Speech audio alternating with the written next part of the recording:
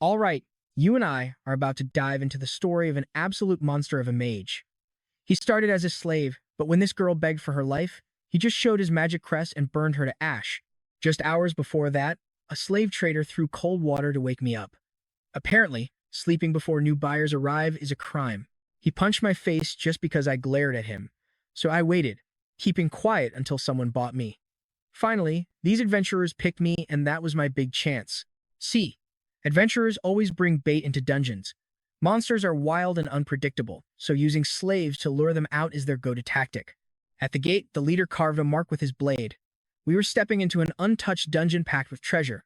But once we crossed the portal, the world changed completely. Colossal plants towered over us.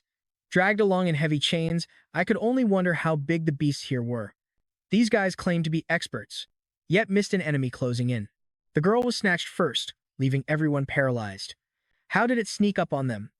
They did not even get the chance to use me as bait first. The leader fought back, screaming at his ally to bind the slaves for bait. Instead, a heavy guy shoved the other slave aside and fled only for a beast to grab him and slam him down. He got buried right into the dirt. Moments later, the leader got snatched by a tongue and suffered the exact same brutal end. The red-haired kid saw me and thought he was saved, begging for my help. But he quickly realized I would not lift a finger, making him scream about why a slave would disobey. But I am not weak. Fighting these beasts is easy. I snatched a fallen staff and a magic ring just as the monsters swarmed me from every side. With a burst of fire, I incinerated everything that came close. Distance makes a fire mage completely unstoppable. After a brutal fight, only ashes remained of the horde. Now pay attention, because this next move is absolutely savage. The last surviving girl begged me to rescue her, but I despise those who exploit slaves. So I gave her the exact painful end she planned for me. Stepping out of the dungeon and back into town, people stared in shock. A lone slave walking free? I knew I could not just run. I need to break these heavy chains binding me. What nobody knows is that I remember my entire past life. When the world's strongest warriors died battling the legendary dragon Gornthale, I was the absolute last surviving hero, Elpam. I poured every ounce of my soul into that final struggle, but even my absolute peak power could not stop that disaster alone. Watching my allies fall drove me mad with rage, especially when my girl died right before my eyes. I definitely perished in that blast, but maybe my endless hatred somehow dragged me back to life. Instead, I woke up in a slave cell, 6 years in the past. Word of my return quickly reached Chief Lord Abbey's. His scout reported a slave returned completely untouched, which is impossible since bait always dies first. Abbas was baffled. How could a mere slave survive when elite adventurers wiped out? Usually, if the main party goes down, the bait is left to rot inside the dungeon. Besides, slaves stay bound forever unless they pay their debts or die. Then, the scout dropped a bombshell. This particular slave had a magic crest. That was bad news for Abbeys. Slaves naturally hate the merchant union, so letting a powerful one run free is a massive security risk. But the next update completely shocked Abbas. The slave actually showed up to register as an adventurer. Abbas nearly leaped over his desk upon hearing that the powerful Lord Raken himself was involved. An executive of that rank taking interest meant trouble. Once alone, Abbas pondered the system. Slaves are just debtors who owe the Gaffer market. Miss a payment, and you are forced into hard labor. Our main character became a slave because his parents died of illness before clearing their massive tab. They had bought expensive black moss on credit. When the greedy union jacked up interest, that debt ballooned to 10,000 meso. Elpam was forced to pay his dead parents' bills, working himself to death as a slave. Now a kid with every reason to destroy the Gaffer market sat in that office. Palm knew his negotiator, Abbas, was the trusted right-hand man of Lord Raken. The bearded man offered to upgrade his contract to an F-rank adventurer. Palm just smiled and demanded an E-rank status instead. Abbas argued that E-rank requires actual dungeon experience, which a mere slave completely lacks. But Palm replied that surviving 3 years as bait proves his worth, since staying alive is an explorer's ultimate skill. You and I both know that logic is flawless. Shaken by the kid's intense gaze, Abbas proposed a special test. If Palm survives a highly dangerous 5-man dungeon where 12 previous parties already went in and brutally died, he will prove his worth. The very next morning, he met the veteran team of 4 adventurers assigned to this deadly suicide mission. Their heavy tank introduced the team, bragging that everyone was elite. They had no idea this former slave had just unlocked the memories of a legendary hero. To them, he was just a clueless rookie. Their goal was to enter the portal and scavenge the gear of the 12 fallen teams. More loot meant a bigger payout. Stepping inside, the grim atmosphere was heavy, so they decided to pitch camp high in the trees before scouting. As the rookie, Palm got to rest, while the white-haired guy bragged about his camp-building skills. Soon they had a solid base set up. They split up. Tom and Max formed Group 1, while Chev and Palm made Group 2. Both teams headed out in opposite directions, agreeing to retreat if things got ugly. Finding nothing, Chev mentioned he heard about Palm's slave past and warmly invited him to join their group permanently. Our main character completely ignored the sob story, focusing on a massive footprint. Back at camp, they ate, drank, and settled in. But as darkness fell, the party quietly crept toward the spot where Palm was sleeping. Chev whispered to verify he was out. Why so cautious? Well, they had spiked Palm's dinner with heavy sleeping pills, leaving him completely defenseless. By killing the slave, they could split the 5-man reward among themselves. Chev raised his dagger, ready to finish the job. The sharp blade plunged down directly toward the sleeping bag. But when Tom checked under the blanket, he shrieked. Palm was completely gone, leaving the betrayers frozen in absolute shock. They could not comprehend what happened. Chev ordered an immediate search, knowing the kid could not run far. Suddenly, a colossal explosion rattled the entire forest. Watching from the shadows, Palm smirked as their supplies burned. Chev immediately knew who did it, screaming to save the gear, just as Max pointed at something terrifying. A gigantic slime monster materialized before them. In that instant of pure chaos, Chev realized Palm had set them up. He finally got it, they were now the bait. With a brutal strike, the slime blasted Tom into the air. As the beast overwhelmed the party, Palm watched the carnage safely from afar. And honestly, you and I have to agree with his final thought. They shouldn't have tried acting so nice. All right, you and I are diving right into the madness, starting with a portal where 12 elite teams already vanished. As Palm suspected, the deadly boss lurking inside is exactly what he feared. Chev bolts through the dungeon, knowing they are in deep trouble. Max desperately yells, asking what kind of beast they are even fighting, and the answer is shocking. It is a gold slime. This ultra-rare boss only spawns inside high-threat red portals, making it a legendary nightmare across all of Maple World. Its entire body is pure acid, the absolute worst matchup for close-range fighters. Max screams for Chev to watch out, shoving him aside just in time. Chev gasps, asking what just happened. Chev realizes this horror can strike from a distance too. As Max panics under fire, Chev recognizes its deadly acid arrow skill and screams at the team to snap out of it. He orders a full retreat, counting on a 1-minute cooldown. Watching from the shadows, Tom realizes the skill is finally recharging. He dashes toward Max, shouting that they still have a chance. Blade drawn, he charges alone, but Chev desperately tries to pull him back, screaming that they must attack as one. But pay attention here, the monster counterattacks instantly, blasting Tom back. A stunned Max wonders how it still had 10 seconds left on its cooldown. Suddenly, the slime fires its ranged strike again. Staring at the frozen beast, Palm mutters that their run is over, silently admitting that Chev was right all along. A gold slime grows stronger by eating items, drastically lowering its cooldowns. This explains why previous parties wiped out its massive size, means that devastating acid arrow skill has basically 0 cooldown time. Having evolved to the level of a yellow portal boss, this beast is way beyond what any First Circle adventurer could ever hope to defeat. With all items dissolved, Palm declares the run a total bust. But remembering Abbas holding a scroll and challenging him to prove his worth, Palm simply smirks and prepares to fight. The gelatinous horror pivots toward its new target. Suddenly, a massive explosion rocks the slime, landing a direct, heavy hit. Watching from a distance, Palm realizes the monster's insane magic resistance completely blocked his strike. He estimates he needs 5 more precise hits, but casually shrugs it off as no big deal. Smirking, he vows to prove everyone wrong. He must strike the exact same spot with 0 margin for error, a crazy feat that standard mages wouldn't dare attempt. You and I both know he is no ordinary mage. In his past life, he was renowned as the greatest telekinetic to ever live. He launches a fiery arrow straight at the target. The slime dodges with mind-blowing speed for its bulk, but Palm just scoffs and readies his next strike. The explosive projectile hits dead center, blowing a hole in the slime. With its glowing core completely exposed, Palm leaps forward to strike the weak point, channeling all his power for the ultimate blow. He ignores the slime's desperate counterattack. Wearing a confident grin, Palm prepares to finish this once and for all. He fires his flame arrow, morphing the tip into a massive, deadly spear mid-flight. Launching it, Palm swings onto a nearby tree, keeping his eyes glued to the target. The slime's body completely disintegrates into a puddle. As the heavy smoke clears, nothing but silence remains. Palm lands softly amid the ruined terrain. Suddenly, he spots a glowing object floating through the air, heading straight into his open hand. His fingers wrap around the core, and raw energy surges directly into his body. Quickly, Palm summons a defensive barrier to shield himself. Later, Palm sits across from a mysterious man in a quiet room, casually announcing his return. The eye-patched figure just stares back in tense silence. Muttering that Palm was not just bluffing, Abbas demands to know why he returned alone without any loot. Palm explains that the amateur hunters tried to rob him. Palm ditched them to avoid trouble, leaving them to face the boss and get completely wiped out. Abbas asks if the monster killed them, and Palm confirms it. Abbas immediately realizes that a gold slime means all the loot was melted down.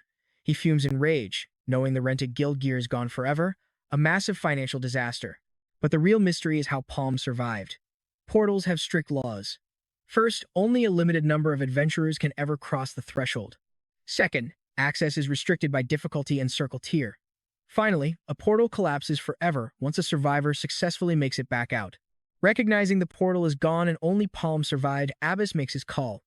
Let's be real here, no matter the excuse, Palm still failed the mission. Palm tells him to stop being so impatient, clenching his fist as he reveals the final secret about the gold slime. The eye-patch man stammers, realization hitting him. With a smirk, Palm reveals he swallowed the core, absorbing its mana to reach the second circle. Declaring this as absolute proof, Palm requests his promised E-rank license, but Abbas cuts him off, offering a D-rank promotion instead, shocking him. Abbas leans in, promising D-rank immediately and C-rank treatment if he joins his team. Palm signs the lucrative contract without hesitation. Abbas knows that giving C-rank status to a rookie is insane, pure favoritism. Normally, rankings are strictly determined by an adventurer's overall circle level. Abbas realizes this guy is an absolute freak of nature. You can't just jump circle tiers by consuming a single core. He chuckles at Palm's excuse of pure survival instinct, picturing how a newly awakened first circle mage utterly destroyed a deadly second circle beast. This kid has monstrous potential. Eyes gleaming with greed, Abbas knows he must recruit him. Palm senses the shift, surprised by his rapid upgrade. He notices the guild master is incredibly impatient. Meanwhile, a massive red portal surges open elsewhere. An army of 100 elite raid members prepares to mobilize. The legendary event that Garmat's merchant union and top guilds have been anticipating is finally about to begin. Palm says he is also in a rush and wants to speed up the schedule. Turning to Abbas, he requests a quick favor. Palm extends his hand, asking for a loan. Abbas lights up his cigar, thinking this cheeky rookie is already pushing his luck too far. While people think the portal era was a blessing, it was actually a deadly trap set by the Black Mage. He slaughtered humanity's finest, leaving overpowered monsters to doom their entire future. Maple World's total annihilation would arrive in exactly 3 years. Abbas silently watches from his window as Palm departs. And that's where we leave things. Palm pockets his cash, knowing that upcoming 100-man red portal only allows entry to those who have reached 2 circles. Alright, you and I are about to dive into why the Garmat Merchant Union is backing him. Spending his money on overpriced gear right now would be completely foolish. Palm struts down the road and heads right inside. He takes a look around the establishment before a friendly guide welcomes him to the infamous Lith slave market. The trader casually asks if he needs a mechanic or a warrior. But Palm remains completely calm, stating he has a very specific target in mind and demands to see him. The merchant is utterly confused, not quite understanding Palm's angle. Still, he guides him through the grim punishment fields, finally stopping right in front of a heavy cell door and pointing inside. The merchant nervously asks if he is absolutely sure about this choice, and Palm simply nods in agreement. He silently stares at the fierce, broken prisoner chained heavily to the wall. His suspicions are confirmed. This captive is his exact target. In Palm's past life, the tragic death of this specific warrior triggered the rapid downfall of the entire world. That victim was the legendary axe hero, Aaron, and her killer was her sole apprentice, Debo. Known as the Hero Killer, his crimes marked the official beginning of the end. What a terrifying presence. Glaring with deep suspicion, the captive asks if Palm came for him, before coldly telling him to get lost and leave him alone. The merchant quickly apologizes, explaining that this captive is highly unstable. Hearing this, the chained man grits his teeth in pure frustration. The merchant calls him a rabid dog, but Palm only smiles and observes. Historically, Debo was one of the few elite warriors who rose to absolute prominence after the apocalypse. They were even seen as rivals back then. Debo mockingly asks what he is worth, assuming Palm is just a wealthy young master, and boldly demands 1 million meso. Can the rich kid actually afford that? In truth, they both desperately need cash. Debo has a sick sister dying from black blood disease, so he aggressively tells Palm to leave if he lacks the funds. Now pay attention here, because this is where everything shifts. Palm reaches into his coat, pulling out a massive wad of cash and calmly confirming it is indeed 1 million meso. Both the seller and the prisoner stare in complete disbelief. Is that actual currency? Debo slowly lowers his head, completely speechless at the sight of the cash. Palm outlines his strict terms, offering a 1-year contract with split benefits and priority on portal loot. The vendor instantly realizes this is a fair partnership, not slavery. Palm presents the contract for him to review. Debo aggressively snatches the document, fully aware that there is absolutely no turning back for him now. Biting his thumb to seal the blood contract, he signs without hesitation to save his dying sister. Palm watches this unfold, letting a subtle, satisfied smirk slip onto his face. With the deal finalized, they head directly toward the portal. Debo confidently tells him to leave it all to him, but Palm bluntly replies that he must prove his value first. With a smirk, Debo promises to outwork everyone. Soon, they are moving through the forest, with Debo carrying an axe. He complains to his new boss that he actually prefers a long sword instead. Palm coldly tells him that from today on, he is an axe wielder. Debo then questions if the nearby gate is his test. Confronting a dangerous red portal with an 8-person limit, Palm confirms it. Debo looks around, asking where the rest of their squad is, assuming a wealthy boss would hire a full party. Palm remains completely silent, prompting Debo to panic about needing a healer. Confused by the silent stare, he stutters, questioning if his boss is insane, but Palm quickly reassures him that additional members are not necessary. Debo feels a brief wave of relief, but Palm suddenly points to Debo's chest, telling him that he is the entire team. Stunned by the pure madness, the fighter stutters that it cannot be true. But Palm does not wait. He literally kicks Debo straight into the portal, screaming. And yeah, we both saw that coming, right?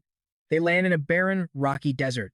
Debo yells that Palm is completely insane for entering an 8-person portal with just the two of them, while complaining about wielding an unfamiliar weapon. Suddenly, a pack of wooden monsters called stumps surrounds them. Realizing his yelling drew their attention, Debo freezes. Palm simply pushes him away, ordering him to get out of his way. Charging alone, Palm fires a devastating magical projectile that hits a wooden beast directly in the skull. Debo watches in absolute shock as the creature drops instantly. Multiple blasts obliterate the remaining monsters. Palm strictly warns him that his cowardly behavior is highly disappointing, telling him to never make such a rookie mistake again. Debo silently wonders what kind of terrifying monster he is dealing with. Meanwhile, beneath the full moon, dark news spreads that the merchants took the bait, already capturing 40 targeted victims. An operative asks their mysterious leader for permission to initiate the final phase. From the deep shadows, a dark figure quietly approves.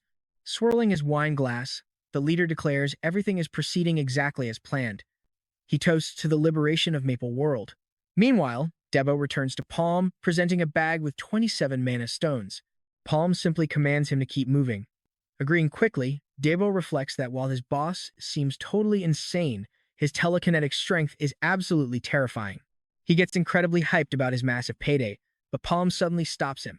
Pointing to a fresh pack of monsters, Palm whispers that this is the perfect number. Debo asks what he means, but Palm only stares before suddenly dashing away. Abandoned with the beasts, Debo panics as he realizes he must fight them off using an unfamiliar weapon. The young warrior prepares to face the oncoming horde. From a safe distance, Palm closely observes his form with a heavy axe. Palm knows his companion will eventually realize that this axe is the exact weapon meant to unlock his true potential. There is no doubting his talent as Aaron's sole apprentice. Debo moves with incredible speed, parrying and dodging incoming strikes. Palm notes how fast the boy adapts, showing terrifying natural power without even having awakened a magic circle yet.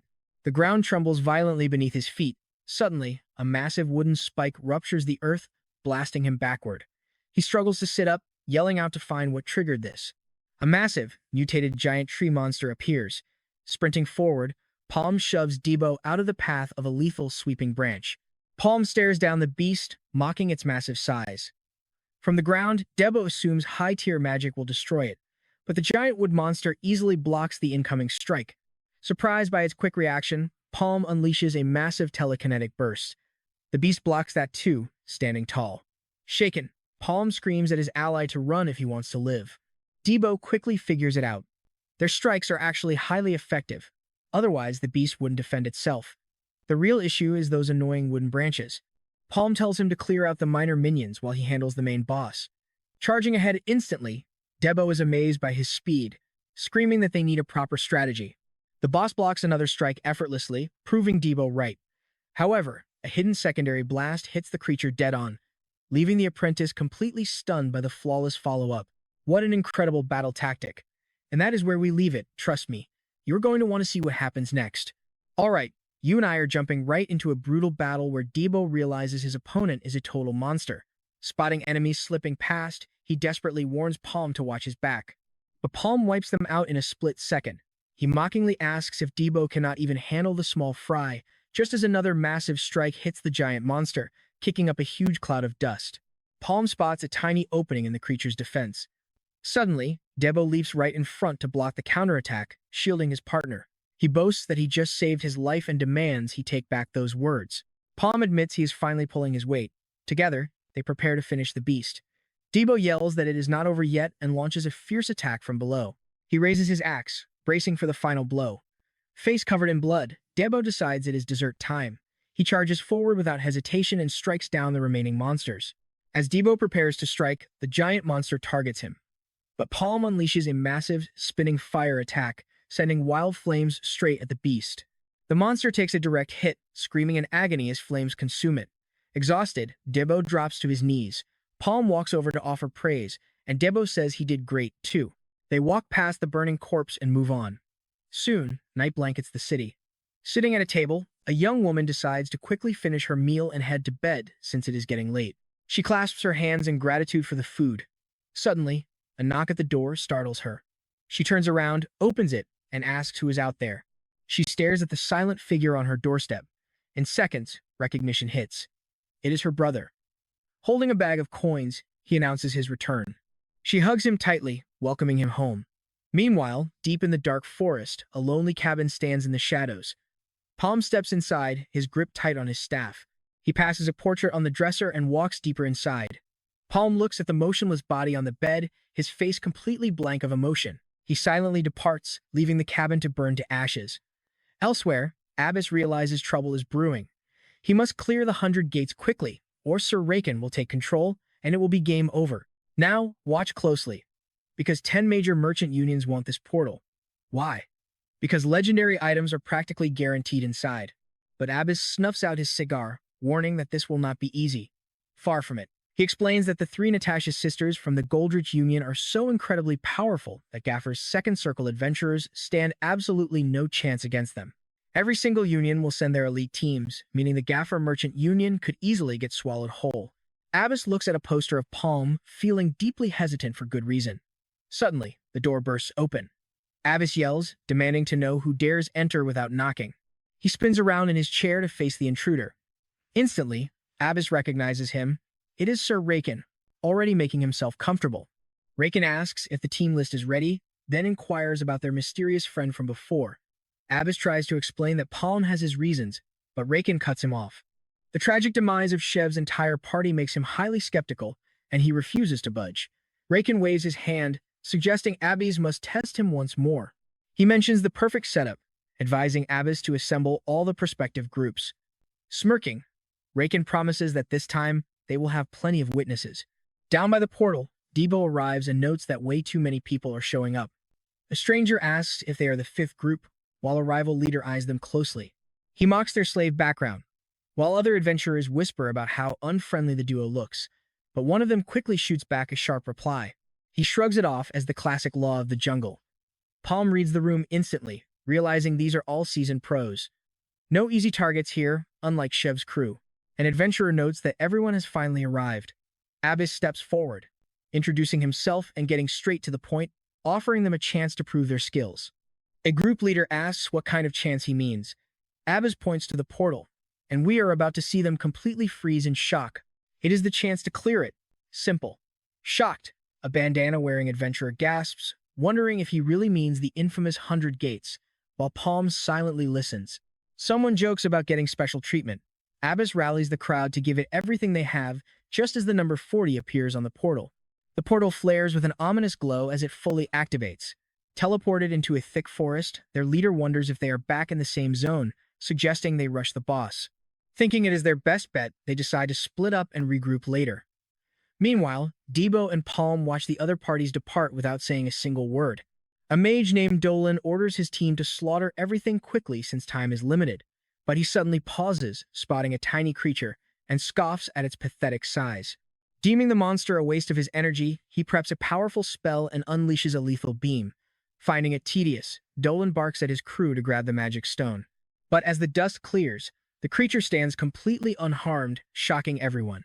Dolan wonders if his spell just bounced off, while his teammate warns him that basic magic will not work. Dolan screams at his team to stay alert. Suddenly, the ground erupts as a swarm of hostile creatures bursts forth, completely surrounding the terrified party. Following a brutal clash, the battered mages slump among the slain monsters, sighing in relief. But an ally complains that these beasts are far stronger than normal. She demands to know their real plan, complaining that winning this test by simple kill count is absolute nonsense. At this rate, they will burn through their stamina before even reaching the boss. Dolan decides to ditch the alliance and head straight for the target. Watching from afar, Palm notes that most groups will soon realize the same thing. Leaning on his weapon, Debo grumbles that those monsters were tough, while Palm did absolutely nothing. Palm calmly tells him to relax since there were only 3. Debo fires back that they cannot waste time, suggesting they hunt down the boss first. But Palm firmly insists on clearing out the smaller monsters first, explaining that preserving energy is crucial before facing a truly dangerous boss. Debo grumbles, snapping that Palm always acts like a know-it-all. Palm ignores him, staring at the sky and warning that a dangerous aura is rising. Meanwhile, Dolan's squad pushes deeper into the woods. One of his teammates suddenly spots something bizarre ahead, pointing directly toward the escape portal. Dolan orders the team to leave clear marks from here on out. Suddenly, one of the men starts laughing hysterically, prompting Dolan to ask what is wrong with him. He grabs the laughing man, warning him that his noise will attract monsters. But the adventurer cannot stop, desperately gasping out questions as the madness takes over. And trust me, you and I are about to see this entire group completely lose their minds. Alright, you and I are diving into a crazy situation where Dolan instantly spots the poison and tries to escape alone, but a gigantic, terrifying mushroom monster suddenly blocks his path. Driven mad by the deadly poison, Dolan begins laughing uncontrollably, a hollow, terrifying sound. Meanwhile, the scene shifts to a massive, roaring river flowing between towering cliffs. Debo walks along the edge, noting that Palm has not fought a single time today. Suddenly, a signal flare explodes in the sky, and they quickly rush to meet up with the main group. The leader is completely stunned because they actually located the boss. Only then does he notice one group is completely missing, but he decides to start explaining the plan anyway. Since almost everyone else is already there, there is no point in stalling. An adventurer points out that Dolan's group is missing, but the leader cuts her off, announcing they found the boss. He explains that Dolan's group was completely wiped out by the poisonous mushroom of madness. Hearing that terrifying name, the adventurer's eyes go wide in pure shock. The party realizes they must abandon the boss hunt and locate the escape portal, but a curious Debo turns to Palm and asks if this beast is actually that dangerous. Palm gets straight to the point, explaining that this is the worst boss they could face at their level. He asks Debo if he can hear its chilling cries. Because of the deadly spores, they are forced to use ranged attacks. But there is a catch. The monster is incredibly fast and highly resistant. That is when the leader drops a bombshell. The beast is blocking the escape portal, meaning they cannot leave without a fight. Debo immediately starts boasting, claiming the monster is nothing compared to his apparently invincible fire arrows. But Palm shuts him down instantly. Annoyed, Debo tries to argue, but Palm warns that they are dead without a plan, questioning why Debo thinks his fire arrows will even scratch it. Palm points out that even the minor mushrooms in this zone are highly resistant, meaning the boss itself is bound to be a massive tank. Now pay attention to this part. While the leader frantically demands they act right now, Palm raises his hand and drops a massive demand of 50,000 mesos per person. The leader asks him what he means, so Palm lays out the simple math. At 50,000 mesos per person for 30 people, that equals 1.5 million mesos total. He proposes that if they pay, he and Debo will act as the bait. Debo is absolutely shocked by this crazy offer, while the furious leader yells at them not to be so cocky. The leader continues explaining. He states that this boss is not easily lured, and Palm's slave tactics will fail here, leading to everyone's death. Slaves only get in the way during high-rank portals. To make matters worse, he points at Debo and sneers, asking what a weak two-circle adventurer and an unawakened slave can possibly achieve against such a monster. Annoyed by his arrogance, Debo realizes this guy is looking for a fight, and he hates being bait anyway. Palm calmly fires back, asking what the leader's actual plan is instead. If they actually had a strategy, they would not have fired that emergency flare. Palm then reveals their duo consists of a second circle and a first circle mage, leaving Debo staring at his own hand in sheer confusion. Surprised, the leader asks if their group was not supposed to have at least 1 or 2 second circle mages. Another adventurer cuts him off, willing to negotiate. She agrees to pay if they genuinely serve as bait, though she admits they do not have all that cash on them right now. Palm says that is fine, since they can pay after escaping. If they fail, they can just consider it a sacrifice. But first, he demands that absolutely everyone present agrees to the terms. Palm demands an immediate decision. Meanwhile, near the escape portal, the terrifying mushroom boss feasts on fallen adventurers until a sudden, powerful strike hits the monster head-on. Palm tells Debo to move the second the boss spots them, while Debo loudly complains about their crazy roll. Suddenly, the boss turns toward them with terrifying, unnatural speed. Here is where you and I see the real panic start. Shocked by its agility, the leader screams for everyone to run and activate the portal before the bait gets killed. Debo runs right into a swarm of smaller monsters.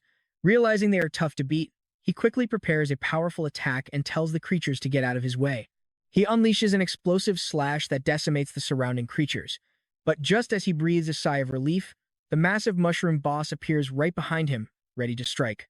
From a distance, Palm fires a flame arrow to hold off the smaller monsters before shooting the boss directly. Debo quickly rushes in front of Palm, warning him that the beast is catching up fast. Palm yells for him to jump, and the two take a daring leap off the high cliff. The raging monster wastes no time, diving right after them with unbelievable fury. In midair, Debo turns and taunts the beast. Palm launches a direct strike, causing a massive explosion as they plummet down toward the rushing river flowing between the deep cliffs. Debo emerges from the water, cursing that the crazy mushroom almost killed him, before demanding to know what that creature's deal is. Wringing out his wet clothes, Palm bluntly states it was the boss, adding that they need a better strategy to kill it. Debo just stares at him in complete disbelief. He asks if Palm is actually serious about slaying this monster. When Palm confirms, Debo snaps, screaming about how the plan was only to act as bait and then escape. He keeps venting, arguing that their job is done and they should leave, especially since fire arrows failed. But Palm calmly replies that the situation has completely changed. With their competitors gone, they are now free to act and will even pocket a sweet bonus. He then asks if Debo is going to break their contract. Debo denies it but demands a heavy bonus for the extra danger. Palm easily agrees. Debo then questions how they will defeat the boss since physical and ranged attacks both failed, refusing to throw his life away. He begs to know if there is a way. Meanwhile, outside the portal, Abbas and Rakan watch the entrance. As the adventurers emerge, they wonder why they exited so quickly for a 40-person portal. Abbas approaches one of them and receives the grim news of their failure and Palm being left behind as bait. With a choked voice, the survivor concludes that defeating the boss with their group was impossible. Abbas simply stares at him in absolute silence. A woman tries to defend their retreat, blaming the legendary poisonous mushroom of madness. However, Abbas cuts her off, accusing them of running away with their tails between their legs. As Abbas turns to walk away, she pleads with him to wait, arguing that since the portal is still active, Palm's group must still be alive inside. But Abbas shuts down any hope, stating they will not survive against the terrifying poisonous mushroom of madness they just described. He declares that if they want to wait, they can do it alone, leaving them behind while calling them completely useless. Abbas tells himself that they simply had terrible luck. He scoffs that no mere two-circle mage could ever kill that mushroom, and mediocre fighters are useless to him. Meanwhile, inside the portal, things are taking a wild turn. Trust me, we will see if Palm can find that partner who can overcome any obstacle. Alright, you and I are about to watch a guy who turns the impossible into reality, and he is ready for battle. Grabbing his staff, he declares that the hunt is finally on. His strategy is simple: stay far back and blast this boss with long-range magic. This monster is faster, tougher, and spits deadly poison.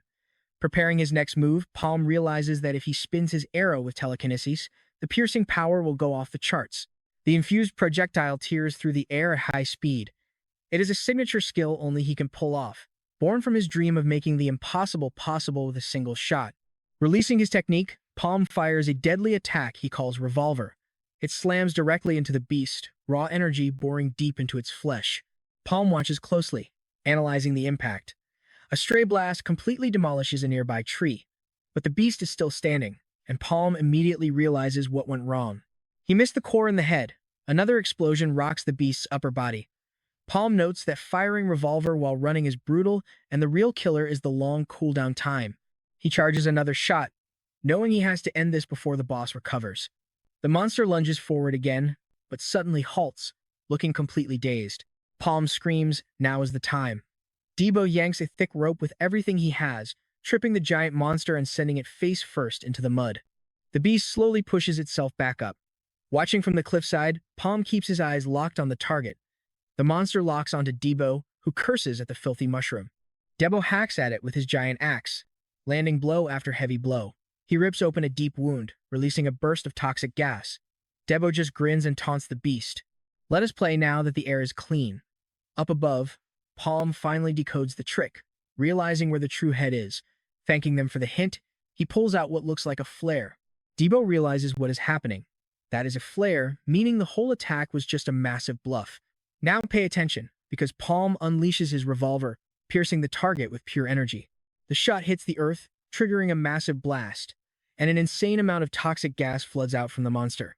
Debo complains that the monster was a pain until the very end, right before a rope pulls him back from the explosion. Standing up, he admits he thought his life was over. As the toxic fog spreads, a worried Debo asks if the fight is actually over. Palm confirms it is, giving his partner a rare compliment, telling him he did a great job. He says they will grab the Mana Stone once the fog clears, completely missing his shadow creeping closer. Palm spins around to face the danger as the remaining poison begins to fade. Suddenly, a tiny glowing sphere rises from the monster's ashes. Despite the absolute chaos of the fight, a grin starts spreading across Debo's face. Meanwhile, back at headquarters, Raken bursts out laughing and asks Abbas if he came back empty-handed. He chuckles, noting that his colleague's hot temper hasn't changed at all. Abbas apologizes, saying they should have left this to the Cygnes Knights. A sudden knock on the door irritates him, and he yells at them to go away, since he specifically said no visitors. The door swings open anyway, and a voice says he is coming in. Furious, Abbas demands to know who is interrupting him, turning around to face the gatecrasher. Standing at the entrance is Palm, casually announcing his return. Watching this unfold, Raken smiles, whispering to himself that things are finally about to get interesting. Raken looks at Abbas and jokingly asks if someone just crawled out of their grave. Introducing himself to Palm, he admits the guy's survival skills are every bit as legendary as the rumors say. He explains that Palm is exactly the kind of talent Gaffer needs, and Palm calmly thanks him. Raken grins, saying he always appreciates a polite person, but he has one question. He asks if Palm can do that same trick at the 100-man gate. Now here's a twist. Palm replies straight up that it will be tough. Raken stares him down, silent. Abbas snaps at Palm, asking if that is any way to talk to the boss, reminding him he cannot just pick his missions while he still has debts to pay. Raken smiles, saying difficult does not mean impossible. But Palm, never one to waste time, says he would rather ask a different question instead. Looking Raken dead in the eye, he asks what he wants. In a tavern later, Debo chokes on his drink, screaming that 5 million mesos each, 10 million total, is completely insane. Palm apologizes, but Debo asks if he is being too greedy. After all, they cannot just pass up a massive deal like this for their first big mission. Palm shrugs, saying it is not his problem, the ball is in their court. Worried, his partner warns that if this fails, Abbas will blacklist them both. Suddenly, he senses someone approaching. An adventurer leader approaches. While Palm looks totally relaxed, the others look like they just survived death. Debo jumps up, furious, ready to fight him right then and there. He asks if that is how they thank their savior, but the leader's partner bows and apologizes. Ibaru admits he completely misjudged them and feels ashamed as an adventurer. The man offers a sack of gold, saying everyone pooled extra cash as thanks, but Palm refuses. He states they agreed on exactly 1.5 million mesos. He coolly explains he only did what he was hired for, so they can keep the gratitude, warning them not to get it twisted. Ibaru and his partner exchanged surprised looks. Holding the bag, Debo grumbles about overreacting and starts counting the gold. Sitting at the counter, Palm asks for his partner's name, prompting Ibaru to ask if he has another job in mind. Back at the office, Abbas yells that 10 million mesos is reserved for third or fourth circle experts. Paying a rookie that much would set an incredibly bad precedent. He suggests calling him back to negotiate, thinking the kid is just testing them. But Raken looks at him and asks if he really believes that is the case. Abbas confidently replies that he wouldn't be surprised if the kid demanded double. Raken simply slides a secret document over and tells him to read. Abbas scans the report, confused why they are only sending Palm's duo to represent the GAFA Merchant Union.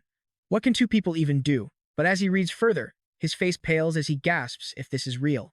Raken replies that he paid a fortune for this intel, so it better be real. The files mention the terrifying name Dark Lord Jin, and Abbas instantly realizes the catastrophic danger they are facing. Raken grips his pen and warns him to make no mistake. Pointing it forward, he declares that the war has already begun. The gate is surrounded by a massive outpost filled with rival mercenaries waiting in heavy silence around campfires. A rookie notes he never thought they would actually agree to the terms. Palm tells his partner to stay calm and focus, but Debo proudly snaps back that he is an experienced warrior now. Wearing the Merchant Union emblem on his cloak, he boasts with pride. Meanwhile, other mercenaries prepare under heavy tension as Palm silently observes the grim atmosphere. Debo points out that they have got company. An elite named Sheldon approaches, demanding to know if they represent the GAFA Merchant Union. Palm introduces himself as a C-rank adventurer. Trust me, you and I are going to love seeing how these elite two-circle warriors react to him.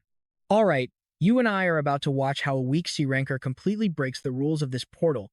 This guy is baffled, but a blonde woman steps up and tells him to back off. She makes it clear she is only here for Palm. Sheldon backs off, totally annoyed at wasting his breath as her crew approaches. In a quick flashback, Palm remembers a tense meeting back at the office. Inside that room, he asks why he has to go through with this. The woman at the table snaps, telling him to just obey and stop asking questions. Back in the present, the blonde woman gets serious. She announces that the GAFA Merchant Union is teaming up with the Cygnus Knight Order. Guided by the teachings of Empress Cygnus, this girl is the absolute strongest here and has a bizarre obsession with this gate. Abbas lays out the facts. The gate's quota is already filled, so they have to cooperate with these knights. Even if they are just rookies, their chances of making it out alive are actually pretty high. He suspects they have some hidden agenda for showing up. But since the deal is solid, they might as well join forces. Palm knows working together makes sense on paper, but he feels it won't be a walk in the park. Even Abbas agrees that something is off about these people. A foul stench he just cannot ignore. Back at the camp, she introduces herself. She is Kiri, leader of the Cygnus rookies, and she makes it crystal clear that they are not on the same level as these ordinary merchants. She tells them to shut up and follow her lead to avoid trouble, which immediately makes Debo boil with rage. Kiri then questions Palm, asking if the GAFA Merchant Union really only sent the two of them, and he casually confirms it. She wonders if GAFA is just mocking them. Meanwhile, the elite Crocus squad from the Dig Union gears up for action, alongside the powerful Cubal crew representing the Marina Union, both sides eager to show off their strength. Debo immediately feels the heavy shift in the air, noting that these elite merchant squads have completely changed the whole mood of the place. Now watch closely, this is where the big players arrive. The earth shakes as the three notorious Natasha sisters from the Goldrich Merchant Union show up. With their glowing gold crest on display, one sister leads the march, radiating pure intimidation. Kiri scoffs at them from a distance, whispering that they are nothing but arrogant show-offs. Next, a fiery red-haired man steps forward to address the crowd. Introducing himself as Longro, he explains his squad is the designated invasion guard, tasked with securing the gate's exit. Even though these veterans know the drill, Longro insists on laying down the ground rules one more time. He makes it clear that any legendary treasure belongs strictly to the merchant unions, not the finder, though everyone will receive their fair share of the loot with zero exceptions. He warns that if anyone tries to smuggle loot, they will have to answer to their B-rank adventurer group, and trust him, it won't end well. Debo spots a strange tattoo on a guard's arm, wondering if those are 5 circles. He looks around in disbelief, wondering if the entire squad holds that same insane power level. Right then, Longro finishes his warning and clears them to enter. Kiri orders Palm to stay close and let her take charge, proudly declaring that they will be the ones claiming victory. Debo mutters under his breath, questioning why they have to put up with her attitude. Palm simply stares ahead, whispering that the time has finally come. Seeing the number 100 glow at the portal's entrance, he knows every struggle has brought him right to this gate. This is a dungeon he never faced in his past life, but he must conquer it now. Declaring that his true journey begins today, he heads inside with a grumbling Debo. There is no turning back. An eager adventurer sprints ahead, shouting for the rest to follow. Debo looks around the bizarre terrain, wondering why the grass is so unnaturally high. Kiri snaps at him, telling him to stop daydreaming and keep up, asking if he thinks this is some school field trip. Watching the others rush ahead, he grumbles about dealing with her attitude, but then he spots Palm lying flat on the muddy ground. Hurrying over to his companion, Debo asks what on earth he is doing down there. And yeah, I know what you were thinking, did something go wrong? Suddenly, an earth-shaking crash echoes nearby, drawing the attention of a guard who spots movement approaching. He spots the danger and screams that a herd of ribbon hogs is coming. He realizes at least 1,000 beasts are stampeding straight for their location. Kiri screams for everyone to dodge since most of the teams are still entering. One hunter yells in frustration, demanding to know who violated the absolute rule of not bringing monsters back to the gate entrance. Another commander quickly directs his forces, sending the El Nido merchants down one path while his own team splits off. Behind them, the stampeding beasts leave absolute chaos in their wake. Kiri tries to adapt, wanting to guide the beasts toward natural obstacles, but her subordinate interrupts with bad news. To her utter shock, she is told that the entire Gaffer team has vanished into thin air. Debo breathes a sigh of relief, asking Palm how he knew those ribbon hogs would charge. Palm calmly replies that based on his past survival experience, massive herds constantly roam these open fields. A system screen details the ribbon hogs as 2-meter beasts with highly aggressive traits that travel in giant packs of hundreds or thousands. He adds that while the elite groups could easily fight them, they would rather save their stamina. Since the real boss is still unknown, trying to clear the gate by fighting endless hogs is a waste of time. Palm remembers his previous life, recalling that the last raid on the Sleepywood Gate ended in a horrific tragedy where not a single adventurer survived. Debo walks over and asks what has him so deep in thought, but suddenly, a hidden tripwire catches Palm's ankle, and Debo looks down in panic. Instantly, a massive log trap triggers, sending them flying high into the air as Debo screams in terror. Seeing the sheer scale of the massive trap, Palm grabs Debo, wondering who could have set up something this deadly. Suddenly, a sharp blade cuts the binding ropes, and a muscular bald warrior lands below. With a single devastating strike, he completely shatters the heavy wooden trap, displaying his raw, overwhelming power. The warrior scoffs, calling the snare amateur hour. His companion remarks that it must have been the final one, prompting the bald warrior, Babel, to warn Crocus to remain on high alert. Crocus just watches silently, with his arms folded. Examining the design of the trap, he notes that they mimic military tactics, hinting at highly intelligent monsters ahead. He deduces they are facing ogres, brutal beasts comparable to Red Portal bosses. Crocus emphasizes the extreme danger, stating that without a powerhouse of his caliber here, everyone would be dead by now. Confidently, he orders the group to follow his lead. Marching ahead, he warns his partner to stay sharp and watch their flanks. But as Crocus looks back, he sees his ally instantly vaporized. In the blink of an eye, 2 more teammates are brutally slaughtered. Before he can even react, an unseen enemy strikes, taking down Crocus himself. A figure steps out of the shadows, mocking Crocus for his arrogance. He reveals they deliberately used the Ribbon Pig Stampede to disorient the raid group. Resting on a boulder, his partner grins, noting the diversion worked like a charm and it is time to strike. Though the guy complains about how tedious this is, he stands up and tells the Natasha sisters that their time is running out, so they must move now. The Natasha sisters stand completely frozen, paralyzed with fear. The old man reminds them that struggling is useless, as his binding spell will keep them locked down for 30 minutes. She asks why he is doing this. Impressed, she can speak under his spell. He smiles. Trust me, you and I are going to want to see what happens next. All right, you and I are stepping right into the middle of a deadly confrontation. He prioritizes her as the biggest threat to eliminate first. While the other sisters look on, he kneels beside the fallen warrior and mutters that it is a hard question to answer. Looking up abruptly, his eyes pierce through them. He raises his staff, pointing it directly at the group, and asks if this might make things simpler for them to grasp. Smiling wickedly, he declares everything is for the Dark Mage Lord. One sister watches in horror as he conjures a blazing fire arrow. It strikes her dead on, sending her body crashing down while he stands there completely unbothered. He sighs, muttering that this nightmare never ends. Closing his eyes, he confesses he only wanted some peace. Suddenly, a flashback reveals a noble lord summoning William, who steps forward instantly. The lord explains they have hid in the shadows for far too long, building their strength for this exact moment. He calls this the absolute peak of their struggle, claiming it is finally time to reap their hard-earned rewards. William pledges his complete loyalty, swearing he won't disappoint him. The master hands him a single feather as a token, cold-bloodedly warning him that failure is not an option. Cut back to the present. William mutters that he can barely draw on half his true power now. Retracting his steps, he wonders if he should actually start taking this whole battle seriously. A massive legion of colossal ogres stands guard around a towering wooden fortress in the dead of night. Concealed behind a tree, Debo gasps in pure shock, wondering what on earth they are looking at. He asks if every single creature here is a boss-level monster, but Palm quickly analyzes the situation and points out there is only one real boss. Think about how crazy this is. Palm warns that these ogres are naturally powerful, but they become terrifying by stealing gear from dead adventurers. Debo freezes, realizing those stolen weapons might actually let the monsters unleash powerful skills. He is utterly breathless.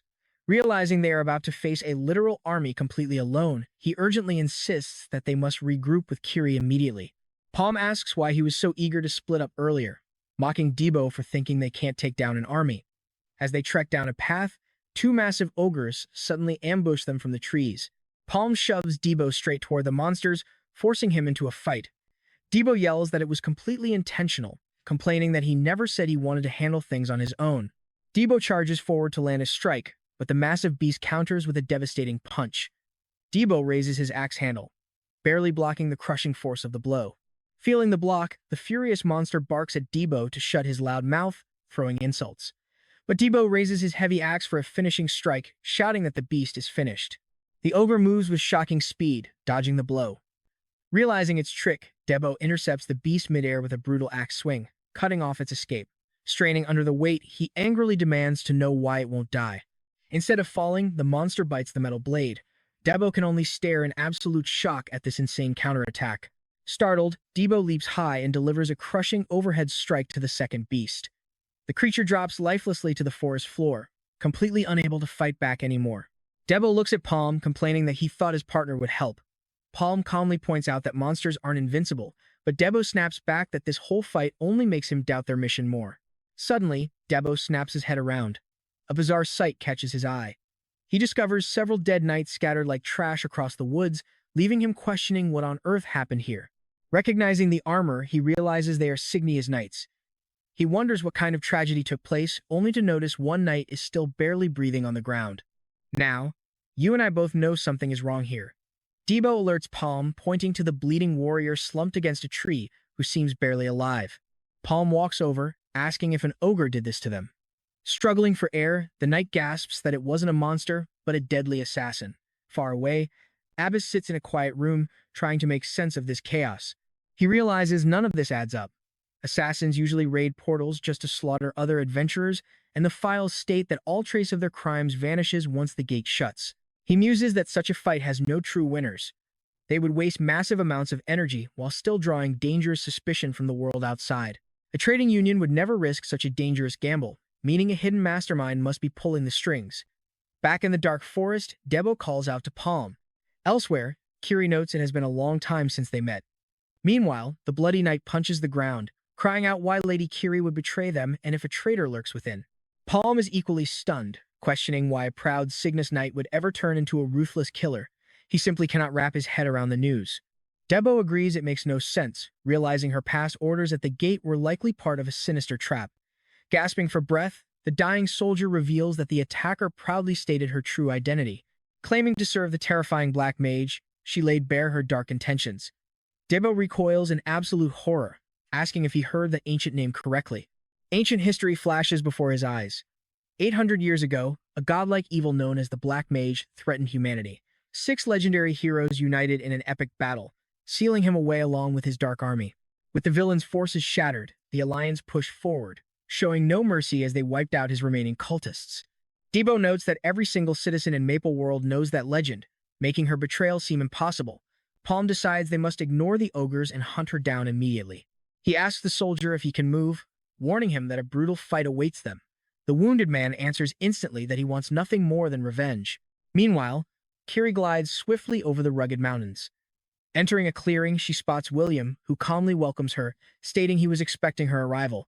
Beside him, a quiet, white-haired woman observes the scene as William addresses Kiri. He assumes she easily dealt with the ribbon pigs along her path. Their trap is set now that the team is divided. He asks if she enjoyed the little present they sent, trying to bait her, but she stays completely silent. Drawing her blade in a powerful stance, she coldly demands to know who they are. In the woods, Debo supports the bleeding soldier. who assures him Palm will track her down. Clenching a dagger behind his back, the knight smiles. Meanwhile, Kiri advances, clashing blades with a killer. William spectates, praising the captain of the Cygnus Knights for her remarkable combat skill. He tracks her movements, wondering how long she can survive. Preparing her sword, Kiri calls forth the rising sun. An assassin lunges at her, screaming that she is dead. But Kiri releases her blinding solar strike, blowing the attacker back. She demands they speak their motives if they wish to survive this encounter. Holding her ground, she faces William, who impatiently commands his lackeys to end her. A mob of killers rushes her, but as she fights back, she witnesses a mystery ally suddenly execute one of her foes. William watches in utter disbelief. Kiri spins around to face her next foe. While back in the forest, Debo keeps his back turned. Supporting the soldier, Debo promises that help is coming, but the traitor slips out a dagger, telling Debo to give Kiri his regards only for his arm to be violently severed. And that is where we are left hanging. As the traitor writhes on the ground clutching his bleeding arm, Palm stands guard, while a bewildered Debo asks him what is going on. All right, you and I are diving into a world where trust is a death sentence. Palm stays completely chill, staring down the pathetic knight on the ground. He points and mocks his terrible lie. Even when the guy begs, Palm makes it clear he trusts nobody, period. Watching from the shadows, William finds Debo and Kiri's teamwork incredibly suspicious.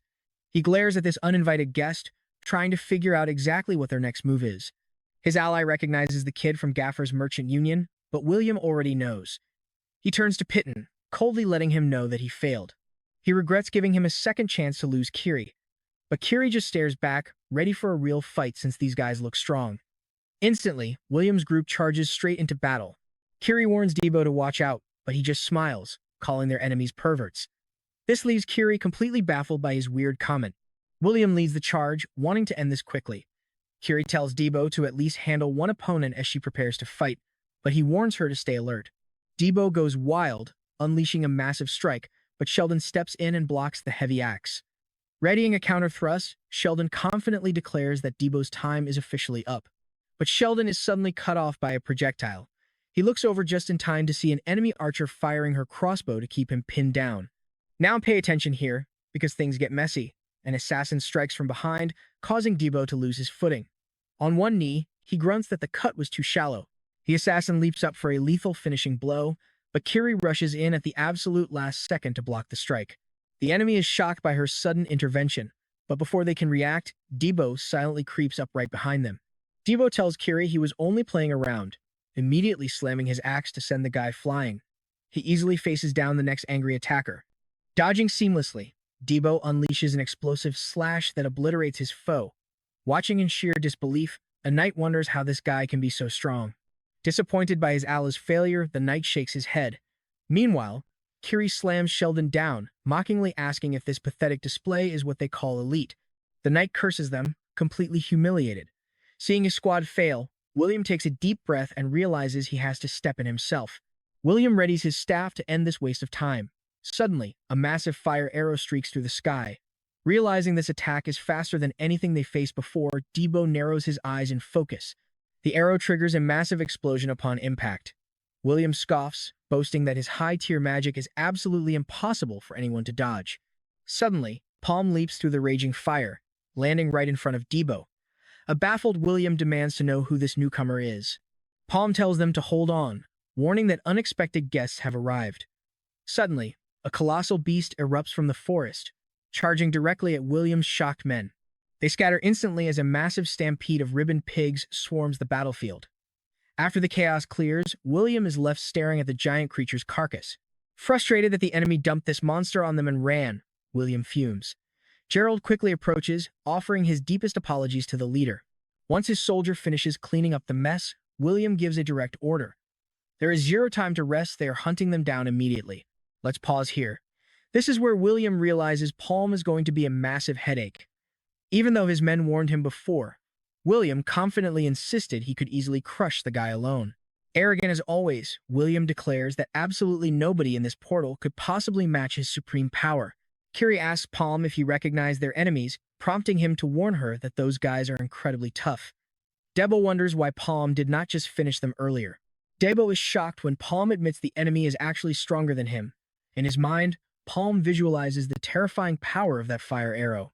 He explains that his own spell barely deflected the massive attack, leaving the opponent completely unscathed.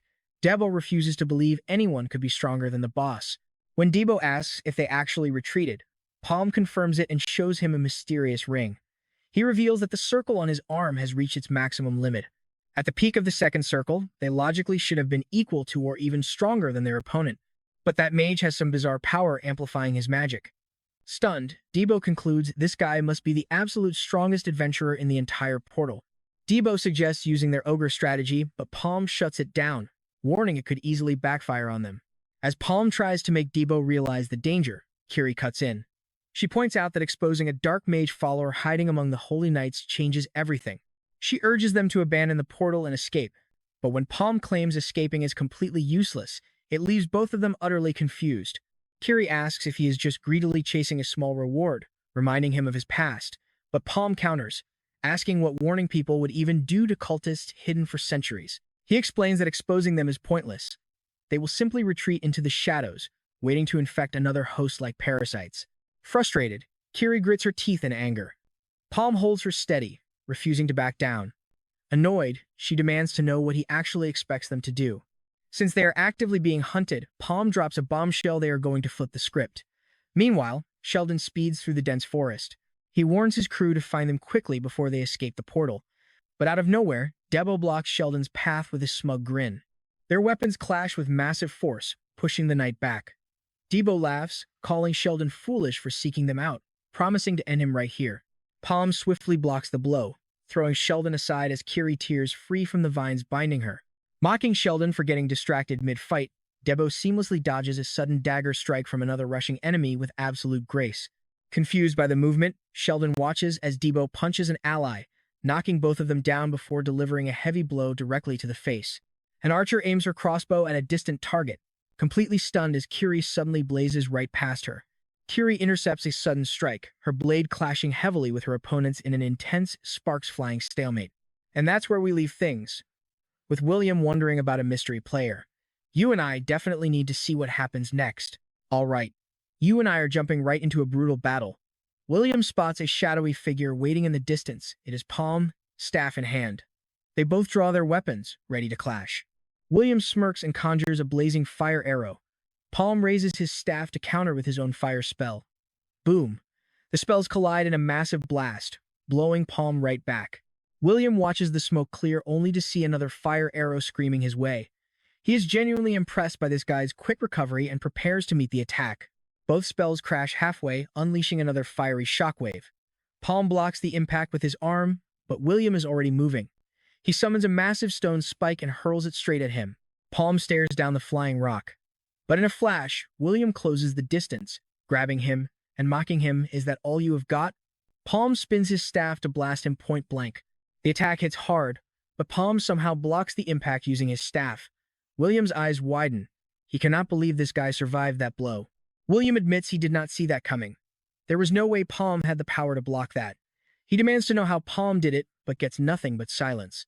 With a sigh, William realizes they cannot exactly chat mid-fight.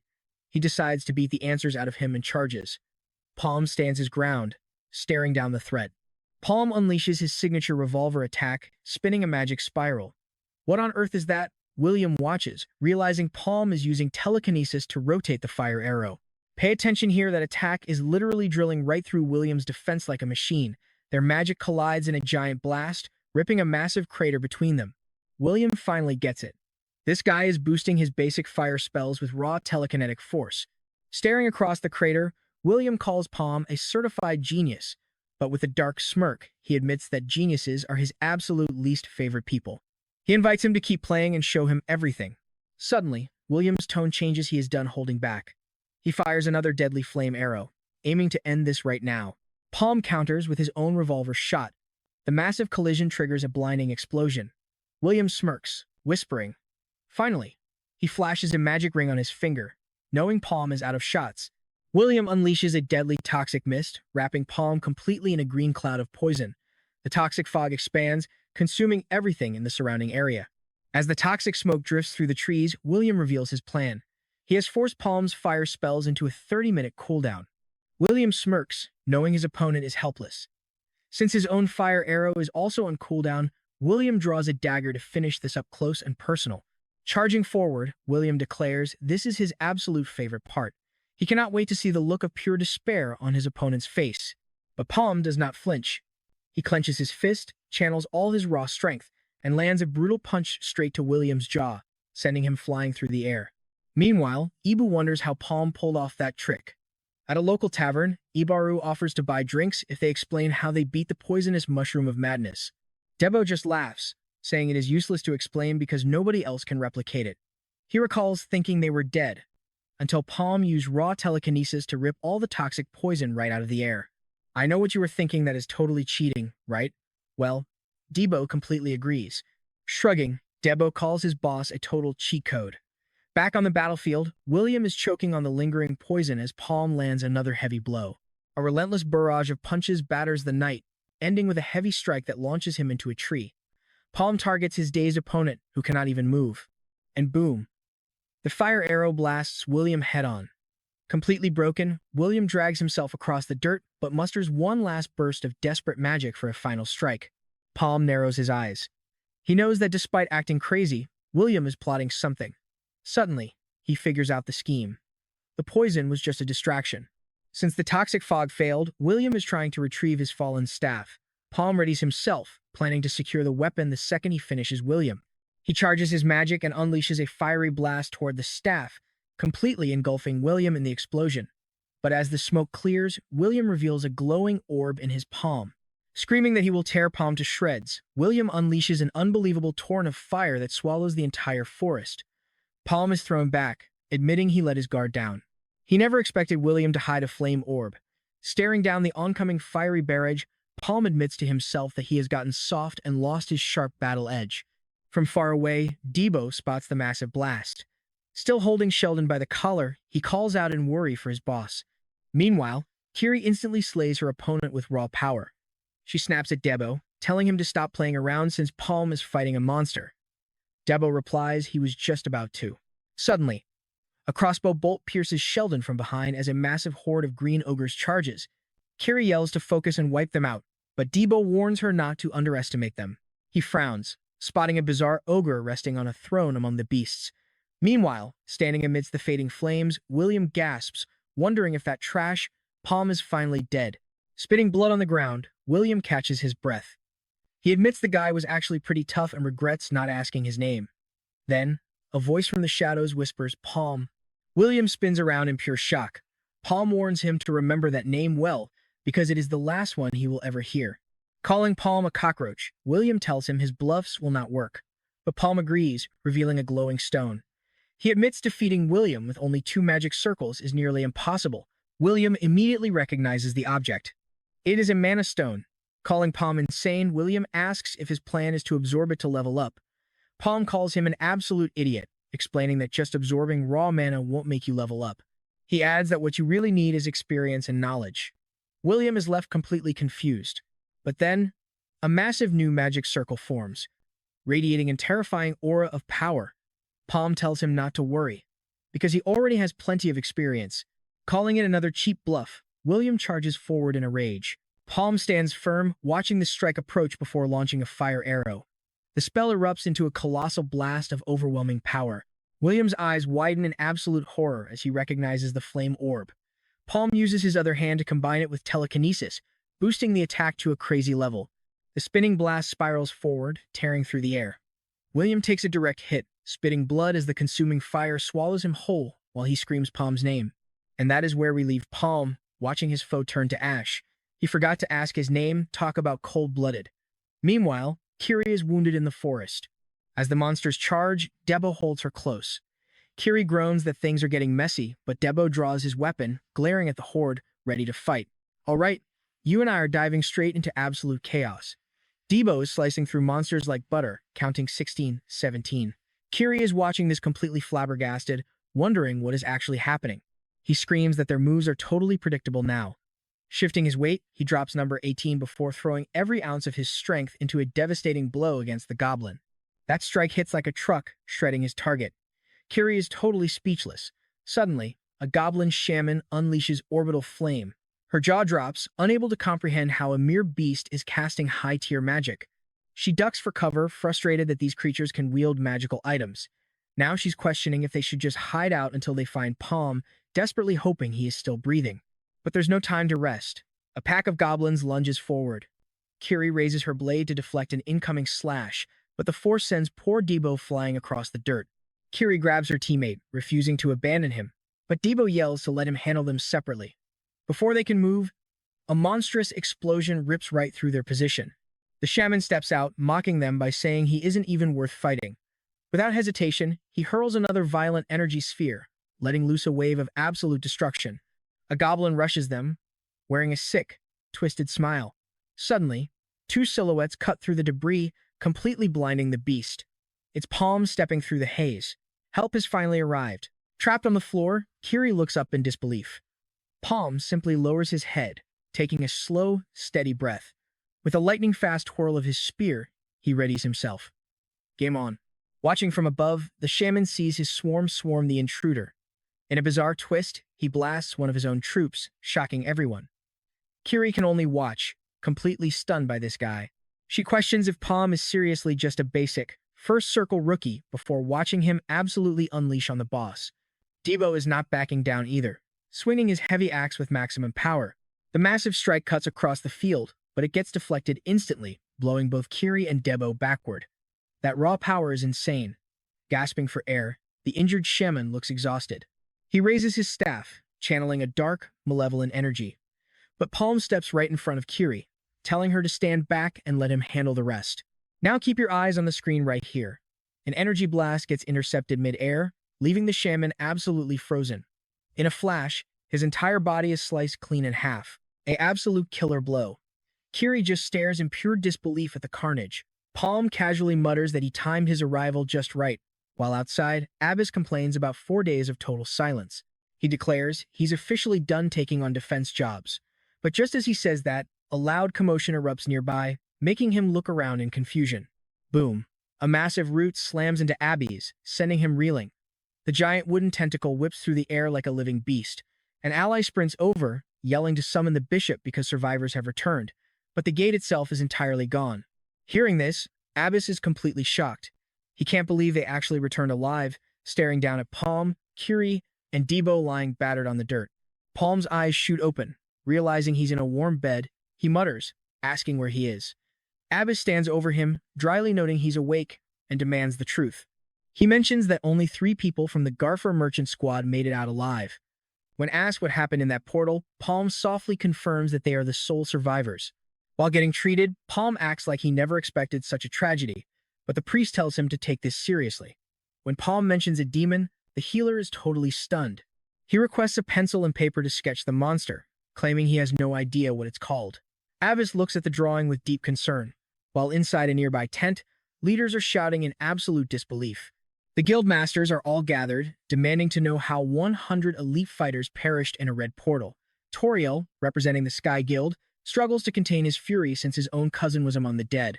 Let's pause and think about this drawing. A simple green ogre taking out 100 elite fighters? The guild leaders are calling nonsense, knowing a low-level monster couldn't pull off a massacre like that. One representative flat-out denies the claim, his face growing incredibly tense. Franco from the Goldrich merchant speaks up, arguing that his daughter Natasha could never lose to a low-tier beast. Abbas asks what he's implying, and Franco coldly suggests that saboteurs must have played a part. Supporting that theory, Toriel points out that since all survivors belong to the same guild, betrayal in the dark would have been incredibly easy. Ebru cuts in, calling their accusations absolute garbage. He suggests they survived simply because they were stronger, driving Franco crazy as he thinks Ebru is insulting their guilds. But Ebru fires back, claiming he's only stating facts. The room devolves into a massive shouting match as they throw petty insults about their rankings. Abbas interrupts the bickering, asking if they are finished. Franco slams his hands down, demanding concrete proof, but Ebru fires back, pointing out they didn't bring any loot out of the dungeon. After a final thank you, Palm bids farewell, and Abbas bids them a safe journey. But a nearby guard whispers with suspicion, asking if they should really let them walk away. Abbas calmly points out that they already made up their minds.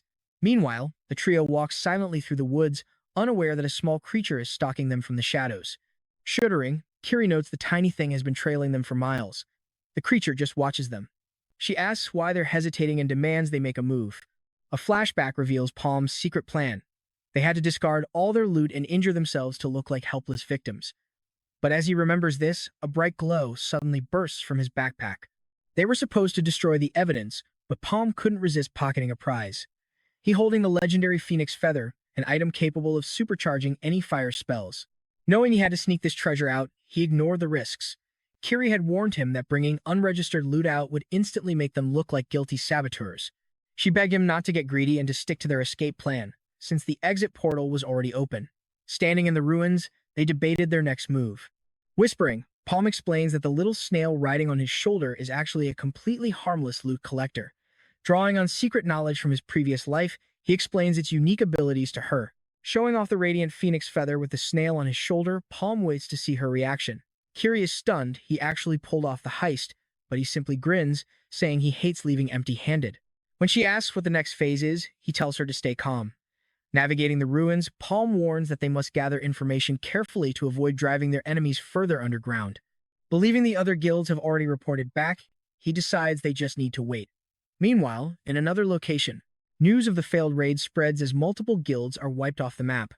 A shady figure reports that everyone died to the boss, and with no evidence of sabotage, they got away clean. Thrilled that his cover remains intact, he is already preparing his next move. Bowing low, he kneels before a mysterious figure inside a dark room overlooking a raging storm. His master coldly asks if he was followed. The agent reassures him the plan was total annihilation, but wonders if Palm is secretly hiding something from them. He suspects Palm found out about the dark magic cult, and that realization terrifies him. Trust me, you and I are definitely going to want to see how this wraps up. All right, you and I are diving into a world where a leader gets a sudden invitation and just laughs, saying he will absolutely accept it. Keeping his cool, he decides to prep a special welcome. He declares they will be the first and last guests as a massive branded beast crawls out of the storm, radiating pure, evil energy. Debo looks back at his absolute hell of a past. Trapped in brutal poverty, he could only watch as his sister slowly died from the terrible black blood disease. He could not even bury his family. That place was nothing but a nightmare. But then, a mysterious woman appears out of nowhere, surprised to find anyone still alive in the ruins. Pulling him from the rubble, she offers a hand, but Debo snapped at her to get lost, marking his wild first meeting with Eren. Now, back in the present, a massive beast charges. A fighter celebrates taking first place, raising his fist high. Nearby, another guy groans about being 30 seconds too slow, though he admits Debo looked pretty cool out there. Eren strolls over, ready to pack up and leave. Debo looks at her standing tall on a mountain of slain beasts, taking a slow, deep breath. This past year completely remade his entire world. Now, his only goal is to protect Eren. But later, a stranger starts teasing Debo, calling him nothing but Eren's little student. Debo tells him to shut his mouth. Meanwhile, others wonder if such a creepy place actually exists in the Ilm Mountains. Suddenly, a desperate voice starts crying out from a nearby house. A young girl begs for help, explaining her brother is trapped inside the deadly, abandoned mines of the Elm Mountains. She is literally pleading for someone to save him. But Eren completely rejects her, saying she will only be dead weight and that she does not do private favors. She tells the girl to hire someone else, brutally adding her brother is probably already dead. Debo steps in, arguing they are this girl's absolute last hope. He promises to keep her safe himself, begging Eren to change her mind and help them. Entering the dark, gloomy cave, the group moves forward, highly alert. The girl spots a corpse on the floor. It is not her brother, but she realizes monsters did not kill him. A warrior notes the body has been rotting for a week before suddenly recognizing the face. But before he can speak, a massive explosion rips through the cave floor. Debris flies everywhere, swallowing them. Debo shields the girl, asking what is happening and pay attention here, because what comes next is terrifying. A beast with glowing eyes bursts from the rubble. It is a Zakum. The monster roars, and Debo screams for the girl to get back, while Eren charges in, yelling for him to strike from the left. Readying his weapon, Debo vows to end this quickly.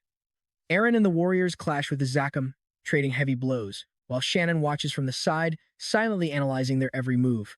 With the beast dead, Debo leans on his axe, admitting the rumors did not lie. But when a fighter asks where Shannon went, Debo freezes, completely caught off guard. Staring at the dark entrance, he wonders why she ran off alone. Suddenly, Eren orders everyone to brace themselves, sensing a heavy, dark presence coming from deep inside the cave. The others hesitate, terrified of the danger ahead, but Debo insists he is going to save her. As he steps forward, a warrior stops him, reminding him that his only job was to protect the girl. Debo's voice goes cold as he says he is going anyway. Aaron argues that handling threats is her job, but Debo has made up his mind and bolts straight into the dark cave beside her. Slowing down near a lava pit, they look down and spot a giant chained tree with two people below. You and I can tell this is where the real nightmare begins. A figure points deeper into the ruins, signaling them forward. Debo rushes over to Shannon, who is kneeling next to a motionless body, and calls her name. With a shaking voice, Shannon confirms the corpse is indeed her brother. Debo screams for her to stay back, but she just smiles, saying she knew he would come, before adding that now, there's no turning back. She explains that Zaka means demon tree, and that giant structure is the true monster.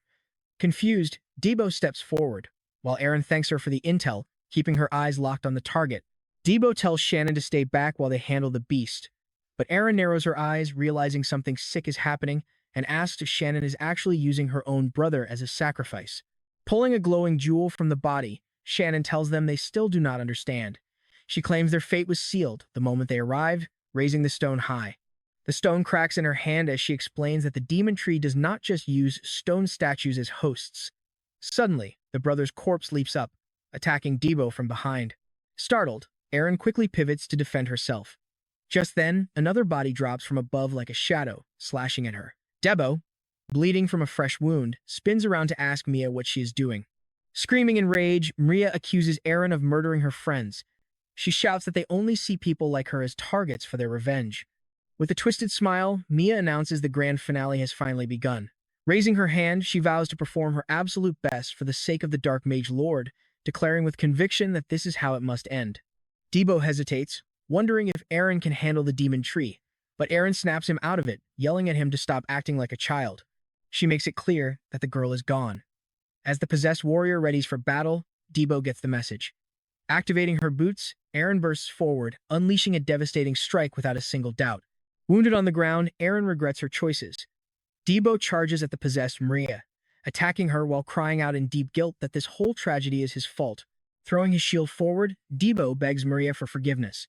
The possessed warrior's hand claws toward his face, closing in for a deadly blow.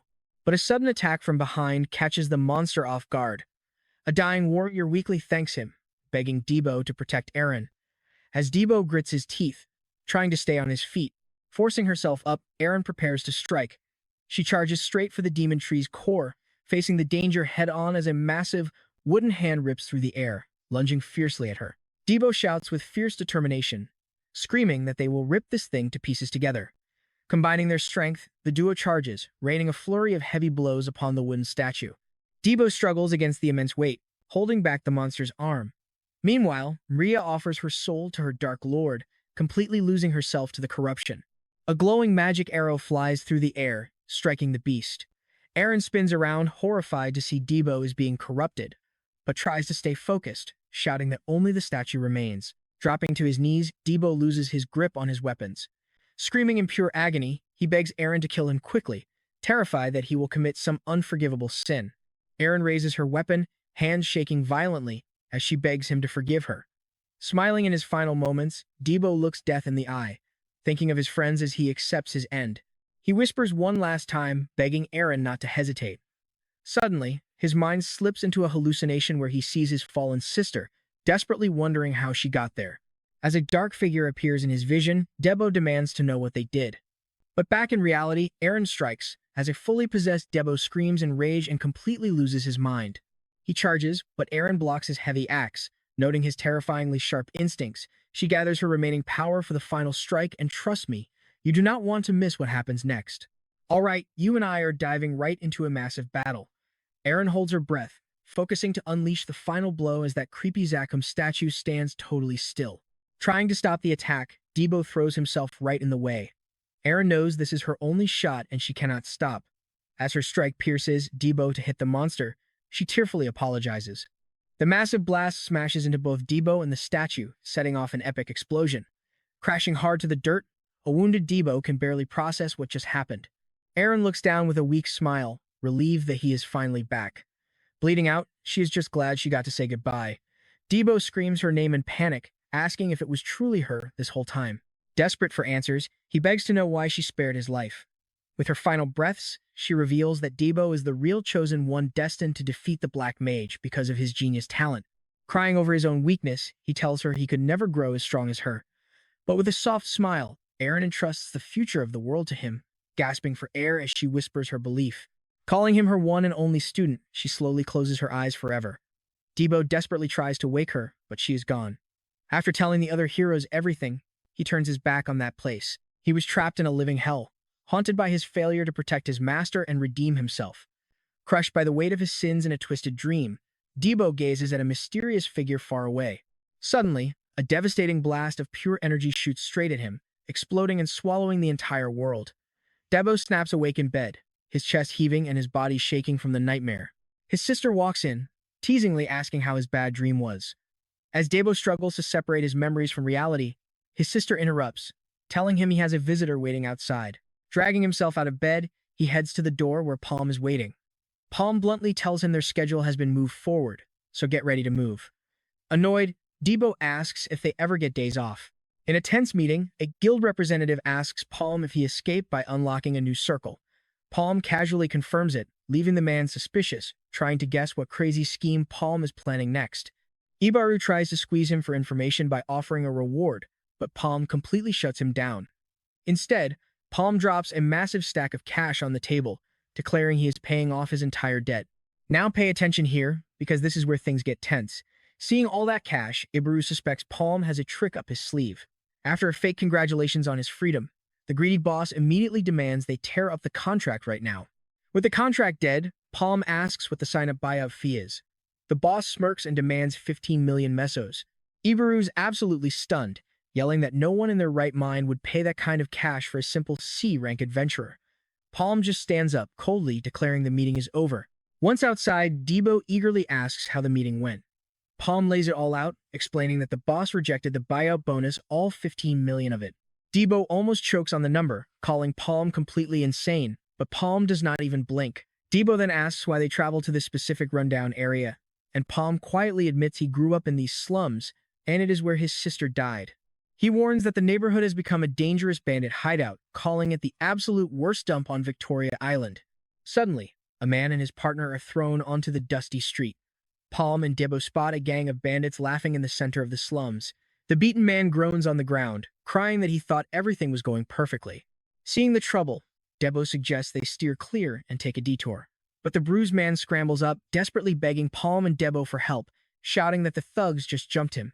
He grabs Debo by his clothes, begging for salvation.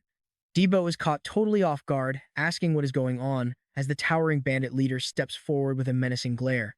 He demands 3 million mesos, claiming the man's brother stole and sold their gear.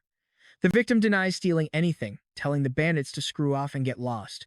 Furious at the attitude, the leader steps up to threaten him. But suddenly, a fat stack of cash slaps the leader right in the face. Annoyed, the bandit boss demands to know if this is the full 3 million. I know what you're thinking, why pay off a stranger's debt? Debo is just as clueless as we are. Palm simply tells the thugs to beat it, then turns and orders Ralph to follow him. Following behind, Ralph wonders if Palm is trying to recruit him. Palm bluntly replies that he has neither the funds nor a guild to do that. Debo loses his mind, angrily demanding that Ralph pay back the 3 million they just spent.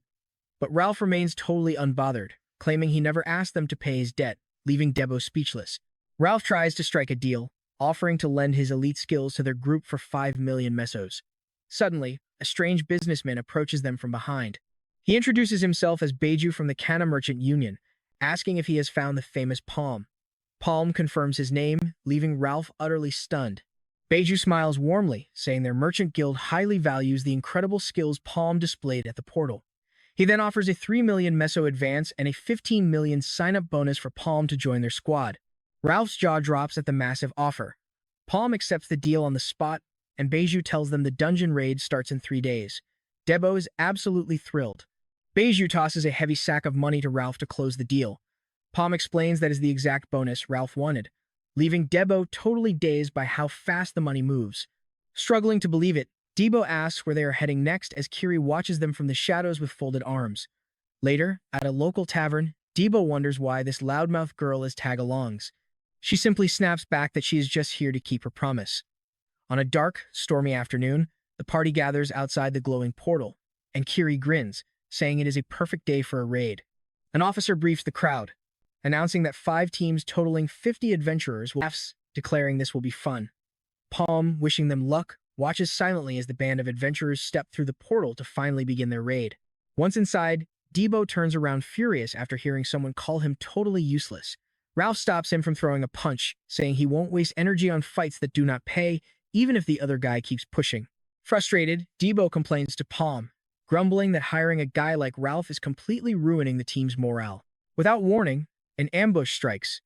The leader screams to hold formation, but Debo gets smashed down instantly and clamped in a monster's jaws. Trust me, you and I are going to want to see how he fights his way out next time. Alright, you and I are jumping right into the action where Ralph suddenly spins around and kicks his own teammate. Kiri warns everyone that this portal dropped them straight into enemy territory, while Ralph yells for order. Meanwhile, Palm notices something is off in his past life. These beasts never coordinated their attacks like this. Kiri lunges forward with her signature rising sun strike, but the beast dodges instantly. She slashes again, only for the creature to slip away a second time. Suddenly, the proud knight takes a brutal hit and flies backward. Shocked, she missed the enemy's movement. Before she can recover, multiple monsters surround her, leaving her in deep trouble. A sudden blast goes off right behind her, catching her completely off guard. While Debo struggles to hold the line against another beast, Ralph steps up and vaporizes the monster with one heavy strike. He lands calmly amidst the scattered monster parts. Watching this, Debo hears Ralph boast that he has got 2 kills, while the lady only has 1. Ralph tells them to keep up the pace while he focuses on the objective. Staring at him, Kiri realizes that a third circle user operates on an entirely different level, an absolutely absurd tier of power. Another beast charges straight at them, but Ralph simply meets it with a direct punch, completely disintegrating the threat. Glaring at the next beast, Ralph notes its movements are erratic but predictable. He blinds it with a swift strike, pleased the kids are holding up.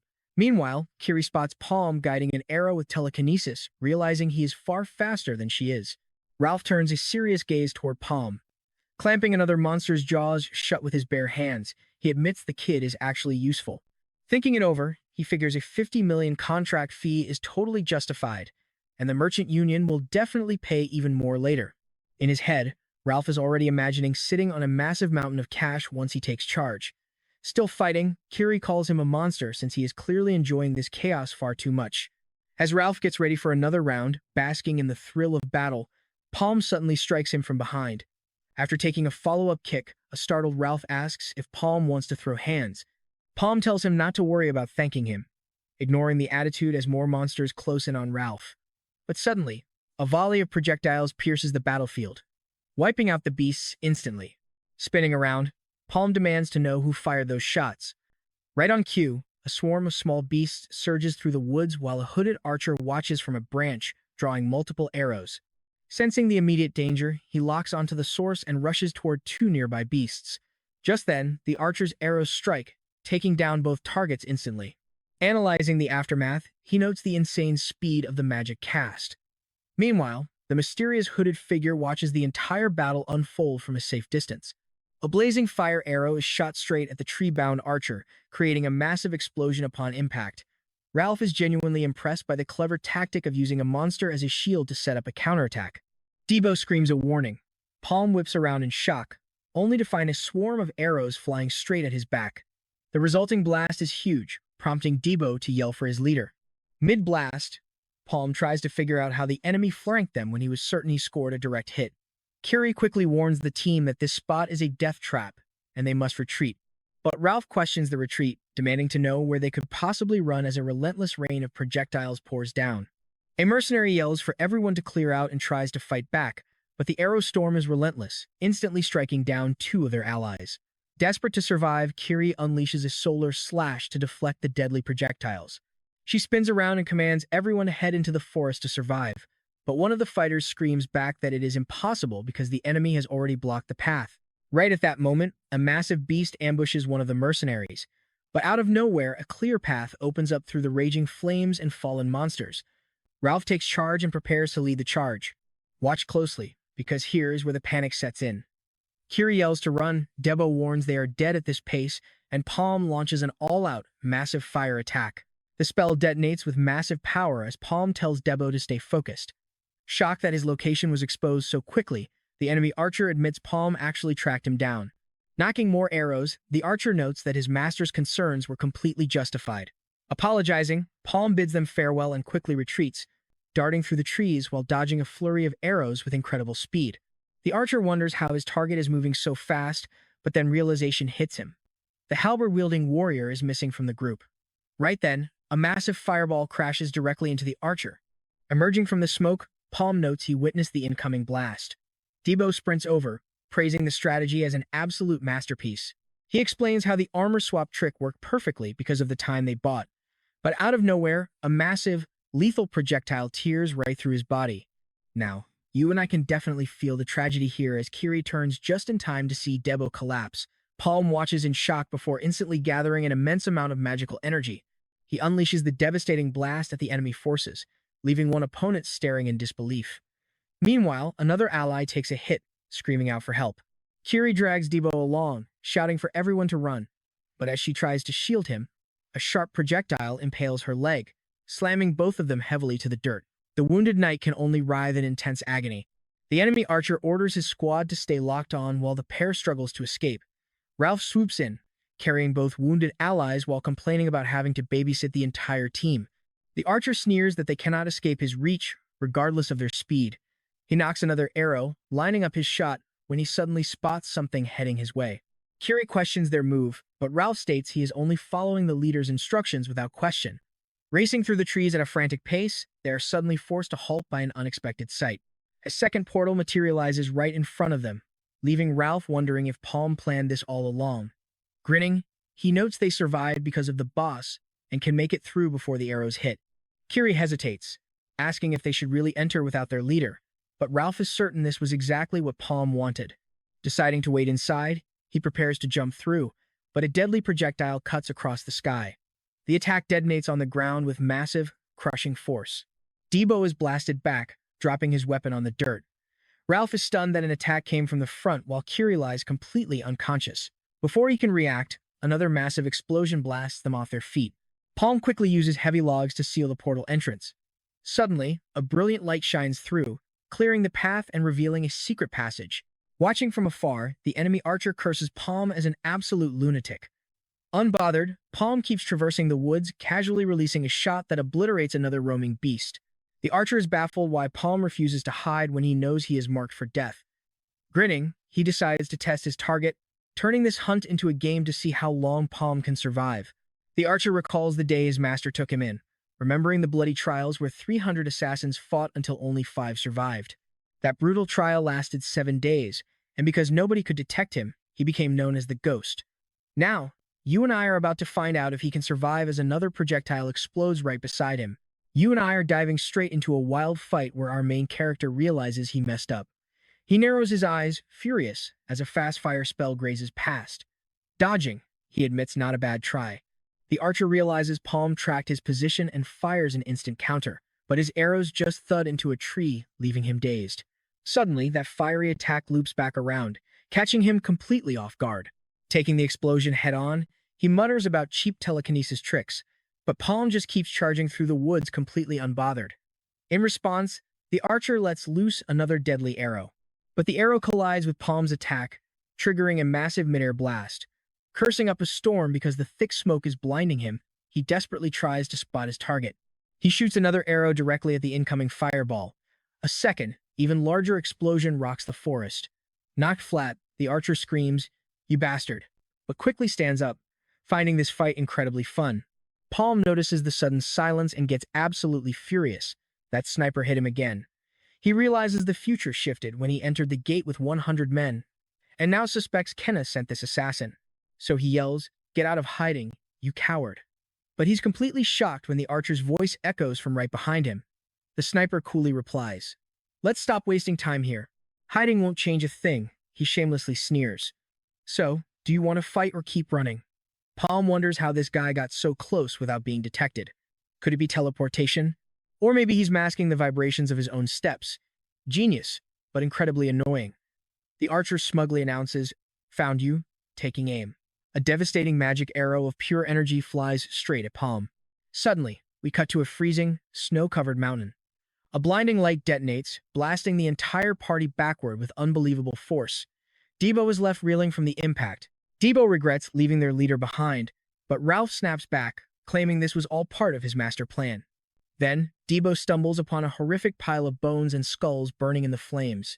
Now pay attention, because this is where things take a dark turn. Standing frozen, he counts the bodies. There are far too many for a 3-star gate. Kiri realizes they were set up by the Ka tribe. A voice chimes in, piecing together that Ka is actually serving the Dark Mage. She realizes Palm was right about this being bait and Kanye lured a whole crowd of adventurers into this death trap. But the veteran leader cuts them off, telling everyone to shut up and focus. Priorities, guys. He points forward, noting that the master of this domain looks absolutely furious. Out of the darkness, a colossal shadow beast emerges, radiating a terrifying pressure. Kiri doubts her own senses, frantically trying to confirm if this nightmare is indeed the true boss of the dungeon. Smirking, the old leader remarks that he will have to settle his debts later, but for now, they should all consider themselves incredibly lucky. Ralph flashes a rare card, muttering he doesn't show this to just anyone. A true display of power. Despite being called a scumbag and a monster by others, he shrugs it off. He simply doesn't care. He is infamous for doing literally anything for coin, shadowed by dark rumors. Yet, his adventuring skills are elite. A total ace. Now, he reveals his true class, a third circle healing bishop, and unleashes his massive recovery magic. A divine light wraps around Kyrian and Debo, instantly erasing their deep wounds. Watching his torn flesh knit back together, Debo gasps in shock. He is absolutely stunned. Ralph's true class is a bishop. What an insane twist. Kiri realizes this guy fought the entire time without even using his real power. The man is a genius. Grinning, Ralph commands, "Get ready to earn your keep." The massive beast roars, signaling the start of a legendary showdown as the party boldly challenges the monstrosity. "Show us what you've got, beast." Slamming its colossal fist down, the monster scatters the party in all directions. Desperate to escape, they scramble up the jagged rocks. Debo and Kiri scramble for distance while shouting curses. Suddenly, the beast opens its massive maw and lunges. Chomping down hard, it crushes the stone hideout into fine dust without a shred of mercy. Slamming a strike right into the monster's face, Debo screams, "What are you staring at, idiot?" Seizing the opening, Kiri dashes forward and delivers a brutal sword slash before leaping back. I know what you were thinking, they have got this, right? But as Debo charges, the beast slaps him away. Ralph quickly opens his grimoire, unleashing a massive blessing on his allies. The magic surges into Kiri, instantly unlocking a devastating surge of raw power coursing wild through her veins. He warns them that this ultimate spell will cost them a hefty 100 mayos, but they both scream in unison. Just do it. The massive monster suddenly dozes off, dropping its guard completely. Ralph celebrates the moment, calling it a solid victory against a tough bastard. He jokes that they can finally discuss his feat, but the beast roars furiously and wakes right back up. Debo complains about the creature's foul breath, vowing to put it down for good. He and Kiri charge forward, attacking together, while Ralph watches with a tense expression, realizing something is terribly wrong here. The giant monster looms over the adventurers, showing off its terrifying scale. Meanwhile, we cut back to Palm, sprinting through the woods, dodging a barrage of arrows. He keeps moving, unable to pinpoint where the sniper is hiding. Palm remembers the archer's special skill only lets them warp back to a set anchor point. That is when it hits him, the guy's movements are completely untrackable. The archer mockingly taunts him. "You are so slow, you are making me sleepy." Dodging a fire blast, the sniper sneers, wondering where Palm is even aiming. He warns that Palm will suffer severe mana shock if he keeps spamming high-tier skills. Suddenly, a blast detonates near the second gate, exposing Palm's failed escape, which the archer ruthlessly mocks. Crouching low, Palm realizes he is doomed if he keeps blindly fighting an invisible enemy. Suddenly, a magical arrow scores a direct hit, violently slamming Palm onto the dirty ground. With no time to think, he reacts on pure instinct as the arrows rain down. Palm decides to go all in, gulping down a mana potion before unleashing a massive flame orb to intercept the barrage. As the fiery orb rips through the forest, the archer laughs, calling him a fool. He easily leaps aside to dodge, but his smug smile vanishes at what happens next. 6 homing fireballs suddenly split from the main orb, chasing him relentlessly. Sensing the danger, the archer realizes Palm is actually sacrificing his own body, risking fatal mana shock to end this. Palm fights through the agony to keep control of his magic. He vows that if the sniper's secret trick is what he suspects, he will drag him out by force, staying entirely focused. Dodging the attacks, The archer wonders, how can he target me when he cannot even see me? Yet, those homing fireballs keep hunting him relentlessly through the dense forest. Palm stands firm, growling, I am not done yet. The relentless pursuit triggers massive explosions echoing across the entire zone. He tells himself he must hold his ground and endure the pain. He struggles to stabilize his wild energy. The archer calls him a lunatic, mocking, You think that sloppy attack can hit me? He boasts that Palm is finished, destined to burn out from mana shock. But Palm suddenly rises, surrounded by a massive magic circle of roaring flames. Shaken, the archer recoils, realizing the entire battlefield is on fire. In that instant, he finally gets it. Palm planned this entire trap. Feeling the intense heat closing in, the sniper realizes he will burn alive if he stays. Spotting a nearby clearing, he sprints toward it to escape the inferno. But he abruptly freezes, finding this empty clearing incredibly suspicious. Screaming, no, he tries to pivot. Realizing he walks straight into a trap, the archer desperately tries to turn back. He spins around, shocked by the figure blocking his path. Trying to react, a massive barrier slams him from behind. As he screams for his brother, you and I are left hanging for the next episode. All right, you and I are jumping right into a brutal trap. Palm blindsides the archer, striking him down with a smug smirk. Winded and broken, the archer scrambles away in sheer terror. He crawls through the blazing ash, realizing escape is totally impossible. But as he turns, the real nightmare begins. A massive, terrifying shadow looms over him. Suddenly, a giant shield blocks the roaring flames, saving his life. He staggers to his feet, dazed and confused, frantically searching the smoke for his brother. He rushes forward blindly, only to get blindsided. Shockingly, it is his own brother lunging at him.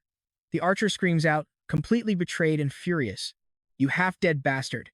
His brother shrieks, slashing wildly with killer intent until a brutal strike connects. The shield shatters into dust, leaving him defenseless in this fiery nightmare. He flees through the smoke, utterly bewildered by the sudden betrayal. He looks back, completely paralyzed by shock. His expression is pure horror. Through the embers, he spots his brother's motionless body and screams. Rushing over, he cradles him, begging him to stay strong. Holding him tight, he laments that they dragged this battle out too long, but they absolutely must recover the phoenix feather. Then, the illusion shatters. Right in his arms, his brother's body warps. It is Palm, that total jerk in disguise, striking without a shred of mercy. The blade flashes through the air, plunging deep into the archer. A fatal, crushing strike. Now pay attention here, because this villain is absolutely ruthless. Palm gasps for air, looking over the burning corpses with total disgust, groaning about how sick he is of dealing with archers. Suddenly, a colossal ice monster towers over the party, its roar shaking the cave. It swings a devastating fist, but Ralph blocks it instantly. Too slow, he yells, throwing a massive punch back. His fist slams into the beast's frozen face, sending vibrations through the solid ice. Pulling back, Ralph grunts, wondering how this thing is so incredibly durable. But the giant snatches him midair, squeezing the life out of him. Ralph curses, realizing he is in deep trouble, until Kiri drops from above with a solar slash to free him. Now we are even, she smiles. Ralph is instantly bathed in a glowing, healing light. Rejuvenated and ready for payback, the party rallies together for a final counterattack. Ralph barks orders at Debo to guard their backs. Debo spins around, utterly confused about where the threat is, only to get smashed by a surprise strike. As the beast strikes again, Ralph tells Debo to draw its aggro so he can get in close. Their target? The massive sword embedded in the ice, the monster's obvious weak point. Debo screams for everyone to push forward, leading the desperate charge. Together, he and Kiri strike, forcing a painful roar from the beast. Debo leaps onto its frozen arm, realizing this monster is smarter than it looks. The giant leaps forward, aiming to squash them like bugs. It slams its massive fists together, unleashing a shockwave that makes the entire cavern tremble violently. Kiri screams for Ralph's healing support as she gets pushed back. The Titan slams the floor with another devastating strike, causing the ground beneath them to fracture. The impact blasts Debo back, prompting a terrified scream from Kiri. Ralph warns he only has 4 heals left, shouting for everyone to dodge while he desperately looks for an opening. Scatter, Ralph commands. He grumbles about burning magic right after telling them to run, but he fires off the spell anyway because he has no choice. The light washes over Kiri, but she collapses, making Ralph curse the wasted magic. Meanwhile, the monster storms forward, slamming Debo against the icy cavern wall and knocking the wind out of him. Gravely wounded, his life hangs by a thread as he collapses. But wait, we are suddenly pulled into a memory where Debo sits calmly, asking about the circular flow. Palm tells him he must first master the absolute fundamentals, but the young warrior calmly argues that it all depends on one's mindset and goals. Sipping his drink, Palm explains that everyone's journey is unique, meaning his own experiences will not help him. He must forge his own destiny. When Debo asks for direction, Palm simply tells him he must find his own key to unlocking his true power. It could be mana control, ancient wisdom, or a powerful memory that makes the heart race and mana explode. Suddenly, back in the frozen nightmare, Debo's eyes snap open. Fueled by absolute determination, Debo unleashes a roaring explosive slash, tearing into the beast with pure rage. Ralph watches in complete disbelief as the boy slices clean through the massive ice monster with a single strike. Ralph scrambles to understand what just changed. Debo continues his relentless assault, hacking away with his giant axe. Did this kid just level up? No way, he stammers. Climbing up the massive frozen body, Debo charges straight toward the sword embedded in its chest. He slams his axe into the blade with immense force, shattering the monster's core. The beast's time is up. It screams in absolute agony, struggling to fight back, while Ralph cheers him on. Great job, Debo. Get up, he yells, casting one final, desperate healing spell. The healing light wraps around Debo, but the monster immediately retaliates. It grabs Ralph in its colossal, frozen fist, squeezing the life out of him. Gasping for air, Ralph calls Debo a total idiot for worrying about him. You absolute fool. But fueled by the healing spell, Debo prepares for the final strike, ripping the blade free. He pulls the sword from the ice, lunging forward with everything he has left. The monster's power core detonates in a massive explosion, sealing their hard-won victory. Later, Kiri finally wakes up beside a warm campfire. Debo sighs in relief. Still groggy, she asks if they survived, and Debo casually admits he tried to roast the monster's meat because he was starving. With the portal completely sealed, they have no choice but to wait. He adds that the beast's pelt kept him warm, then urges Kiri to rest while he steps outside to clear his head. Debo steps out of the cavern, trekking alone through the freezing, snowy mountains. Despite the roaring blizzard, he pushes forward. As darkness falls, his exhaustion peaks and he struggles to focus. But suddenly, a massive clawed paw blocks his path. A colossal beast emerges from the shadows, roaring with terrifying rage. Debo sighs, muttering that he knew this would happen. Grumbling about monsters constantly blocking his path, he charges. Back at camp, Kiri sits up startled. You're back already? She asks. Did you find the exit? She gasps, noticing his fresh wounds. Debo just shrugs, claiming he ran into a few harmless pests. No big deal. Worried about the lurking threats, Kiri insists on joining him next time. It's too dangerous out there, and someone has to keep you safe, she says. After all, we're partners. Debo tells her to quiet down, explaining that it's much safer if only one of them takes the risk. He tells her not to waste her strength and just focus on recovering. He struggles to his feet, gritting his teeth.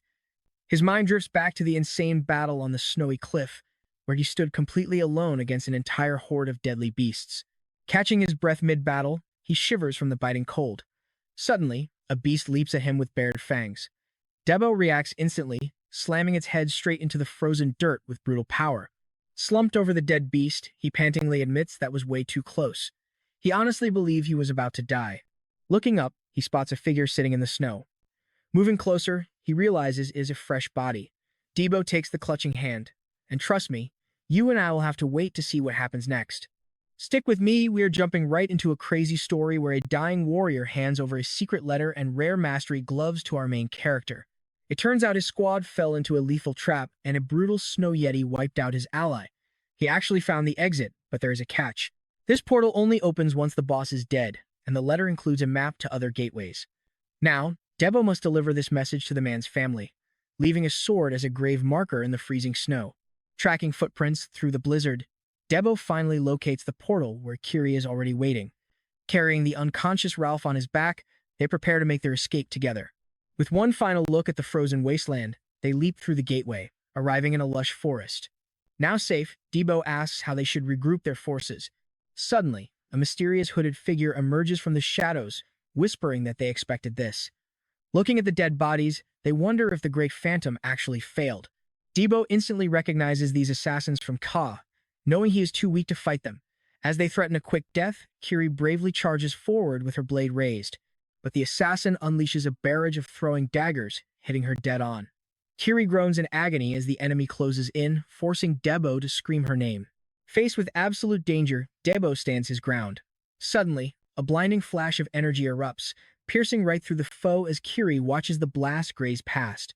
The absurd power of that single strike completely wipes out the remaining attackers. With the threat gone, Debo and Kiri stand victorious amidst the fallen enemy bodies. Palm smirks, lifting his magical staff to boast about his grand entrance.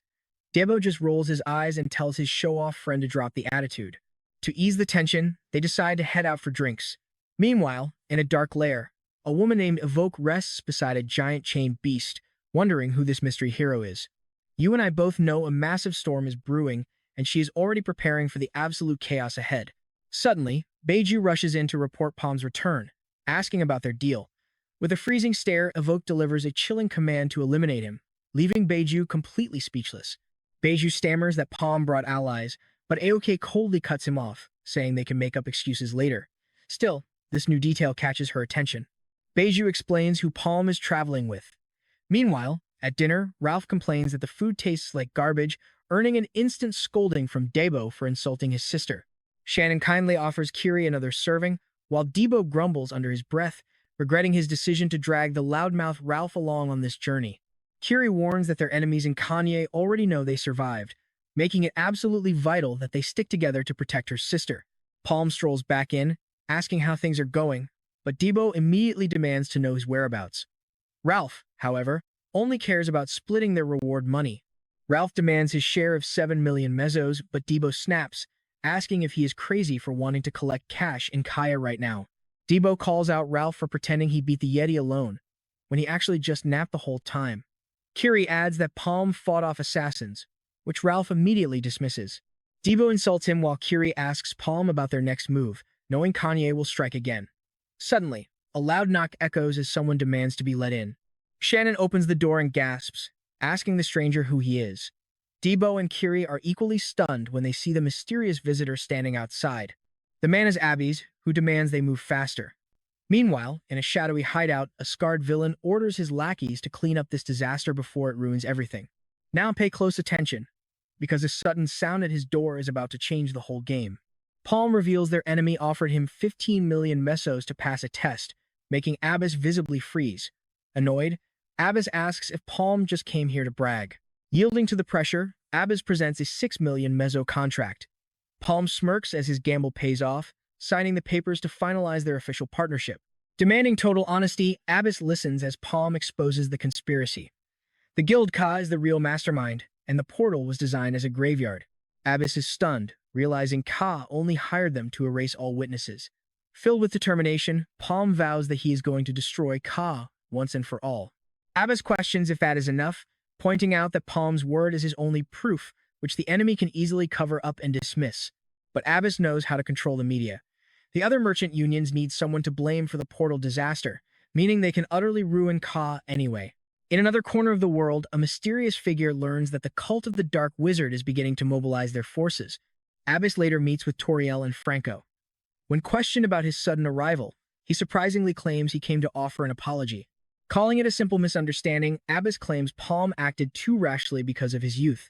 He declares Palm is an official partner, smoothing over the theft. Beiju agrees to waive the contract fee, and Abbas casually dismisses the issue, saying everything is perfectly fine now. Abbas explains that this crisis taught him the value of life. With a wide grin, he promises to deploy elite bodyguards around the clock to ensure Palm's team is completely safe from harm. Beiju listens quietly as Abbas praises their incredible teamwork. With a dead serious look, the merchant boss issues a stern warning. If anyone dares to touch Palm or his crew, they will be starting an all-out war with the entire Gafor merchant union. Hearing this, Debo completely loses his mind. 16 million gold is insane. Kiri wonders what kind of spell Palm cast to get them free elite bodyguards.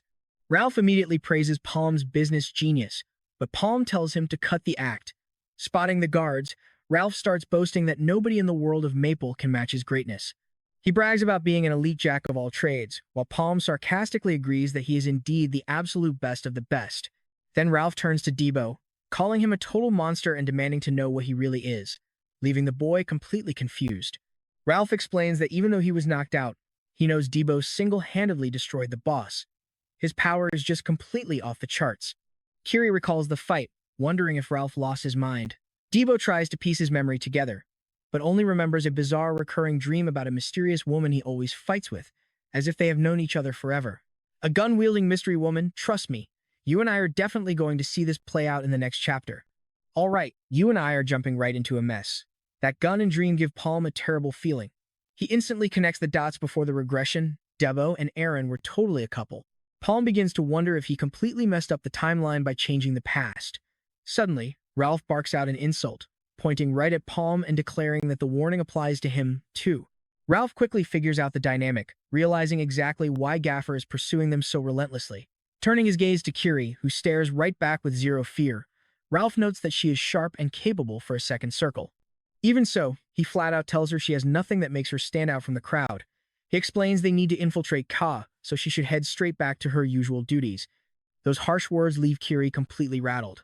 Marching toward an imposing, massive headquarters, she steps inside and tells a man that she managed to land quite an interesting gig recently. Sir Kasim welcomes her with a grin, noting it has been a while. When she asks if he is visiting her master, he mocks her for joining a mere explorer group, sneering that it suits her perfectly.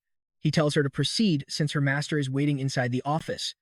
Making her way out onto a quiet balcony, Kiri finally locates her powerful master. With his back turned, the master asks right away if she wants to quit. Kiri says she cannot explain the issues yet, but he demands to know when that day will finally come. He commands her to send updates every 3 weeks about the explorer group's actions. The master strictly warns her not to abandon her discipline as an eternal knight of the Signas.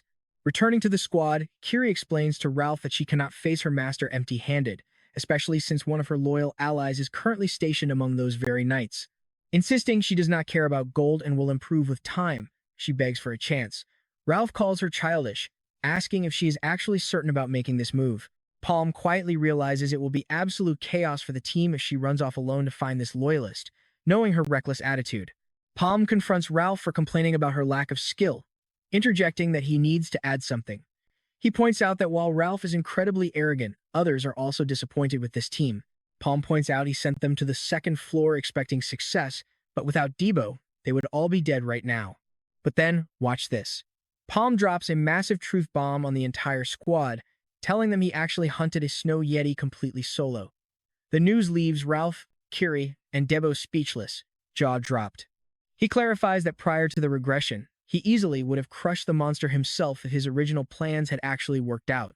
He explains that Kanya's assassins forced his hand because they were far stronger than anticipated.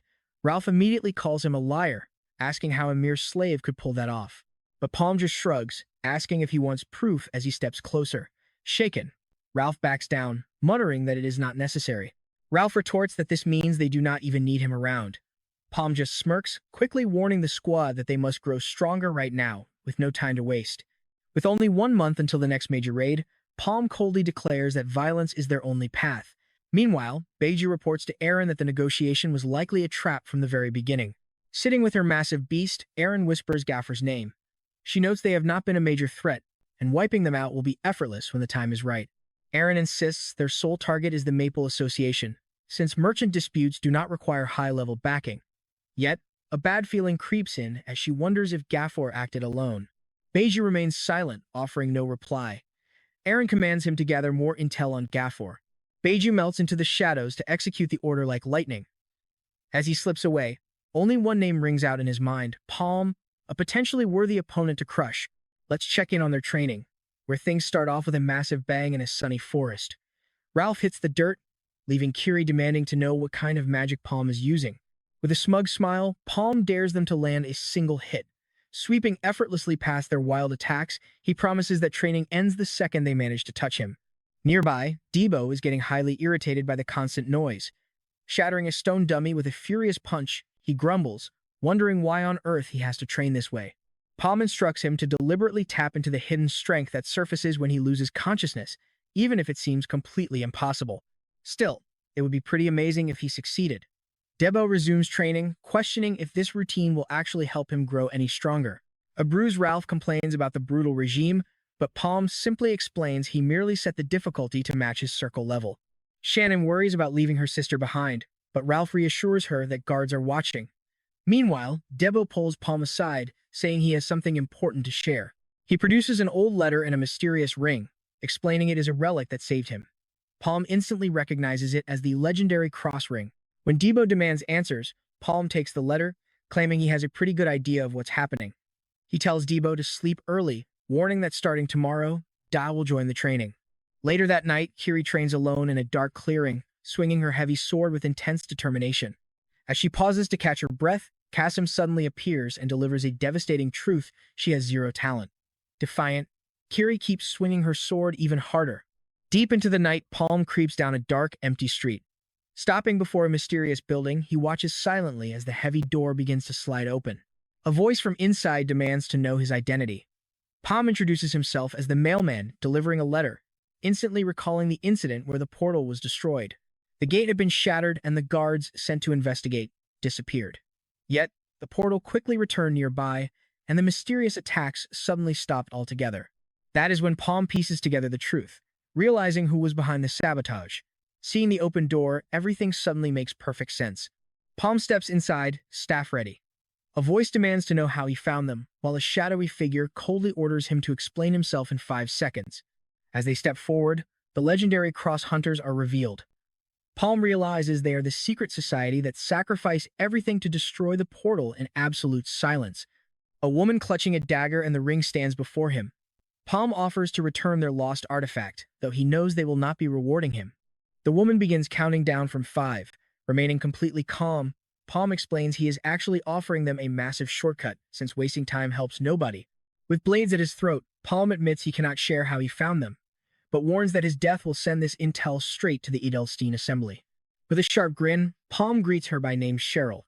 And trust me, you and I are going to want to see what happens next. All right, you and I are back, and Palm is setting things straight. He confronts Cheryl, asking if she remembers him from their past life when they actually used to be close friends. Cheryl joined the resistance right after the Cross Hunters fell apart, fighting side by side with him through endless battlefields. They stuck together, right up until the day she sacrificed her life for him. Back in the present, Palm wants to settle the heavy debt. He cuts straight to the chase, telling Cheryl to hand over the cunning branch since her followers already know it exists. Then, he drops a bomb. Palm reveals he snagged something big. Flashing a hand seal from the Kanye Merchant Union, he lays his cards on the table. Cheryl immediately gets defensive and threatens him. She warns him not to mess with her, but Palm just tells her to check her own skin. Suddenly, a glowing mark appears on her arm, the unmistakable tattoo of a follower. A guild member confirms it is indeed the Kanye follower mark. Cheryl panics, realizing their secret is out. Furious, she demands to know what he really wants. She demands a real answer, not riddles. Palm calmly says he only wants information, nothing more.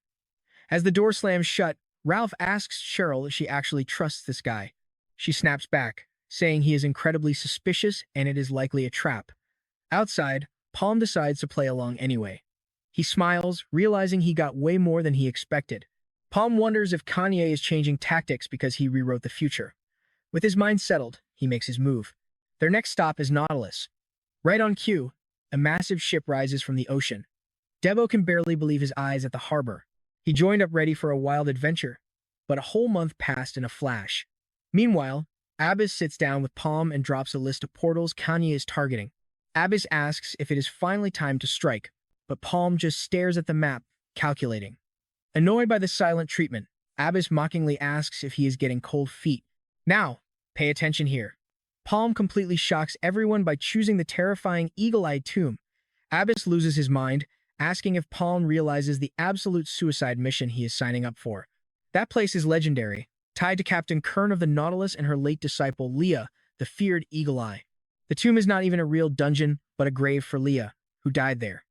Abyss warns him it is impossible to clear, but Palm confirms Kanye is already moving on it. Suddenly, Rockin walks in, cutting them off to ask where Palm got this top-secret intel. Palm just smiles, saying he wanted to bring everyone a special gift for a fresh start. Rockin hands over 2 rare phoenix feathers crafted by the legendary Gaffer. With a quick grin, he wishes the team the best of luck on their crazy mission. Debo counts them up and realizes they have 4 feathers now. Palm figures Rockin is subtly telling them they need to collect every single one.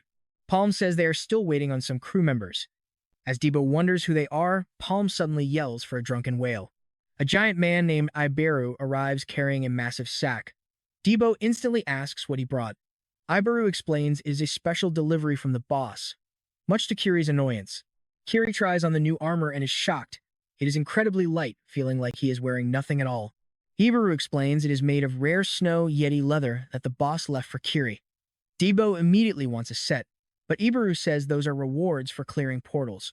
He boasts about how rare they are, but tells them not to worry because there is still one extra vest. Ibaru hands the vest to Palm.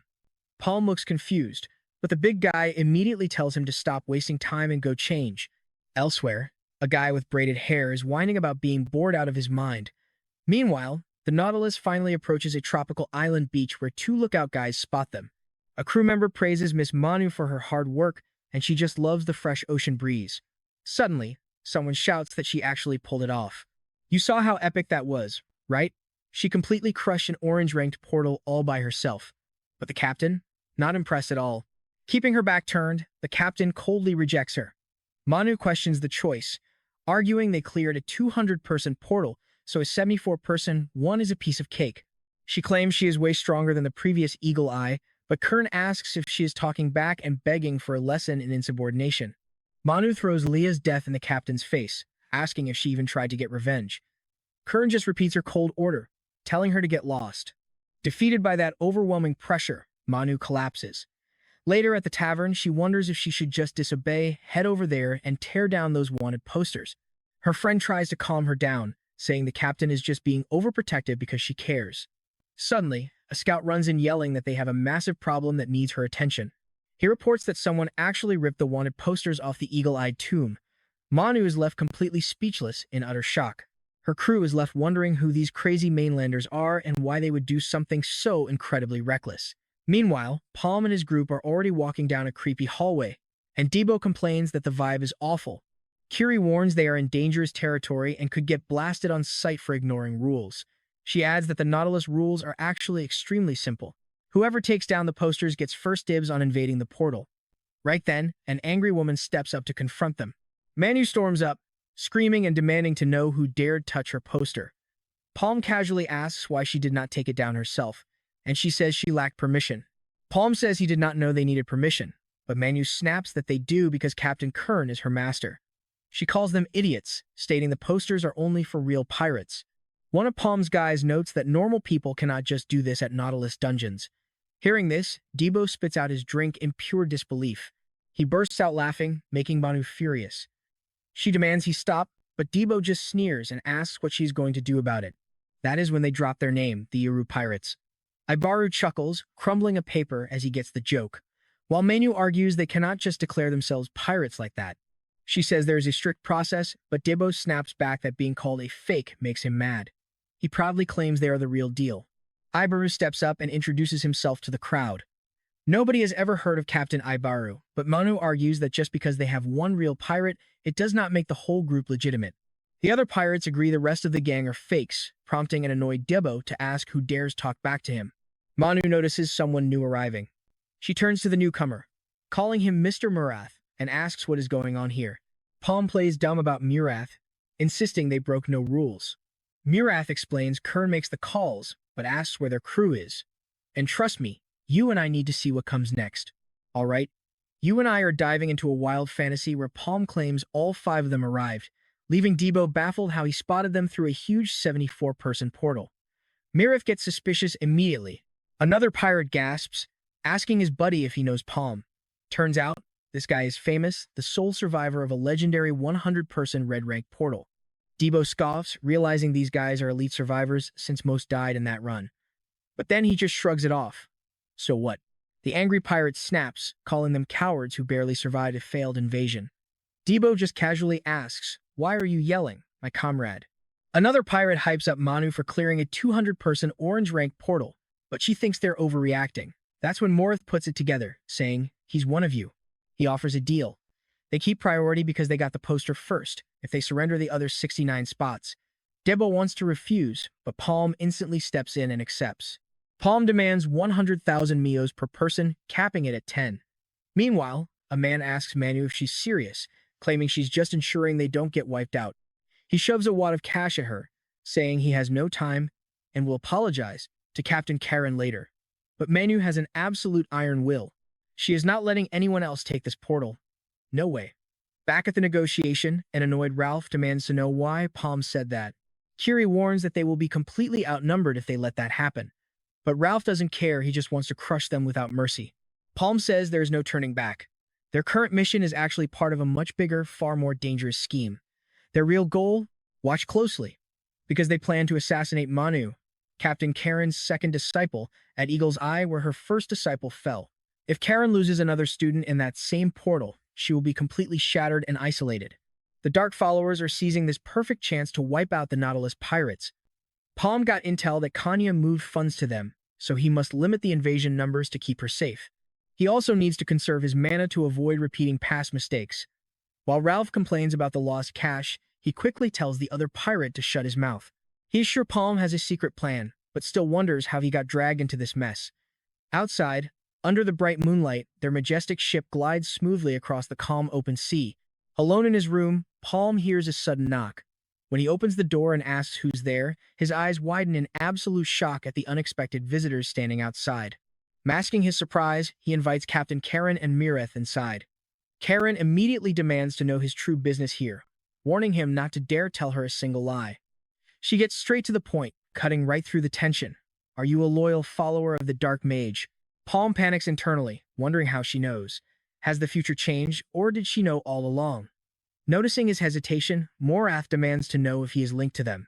He quickly denies it, but Karen points out he didn't even question if the followers actually exist. The captain says she has no room for doubt and coldly demands proof that he is clean. Palm confesses he has no physical proof, but admits he thought she came here because she already knew the truth. Karen claims she already knows who the Dark Followers are and his exact connection to them, otherwise she would have executed him on the spot. Palm asks if she means the Cross Hunters, surprised she's involved with them. She confirms the followers are actually the feared Kanya Merchant Union, making Palm their enemy, but she warns him that being their enemy doesn't make him her ally. Not by a long shot. Let's pause here. Palm suggests they could indeed be allies, asking what she truly wants from him.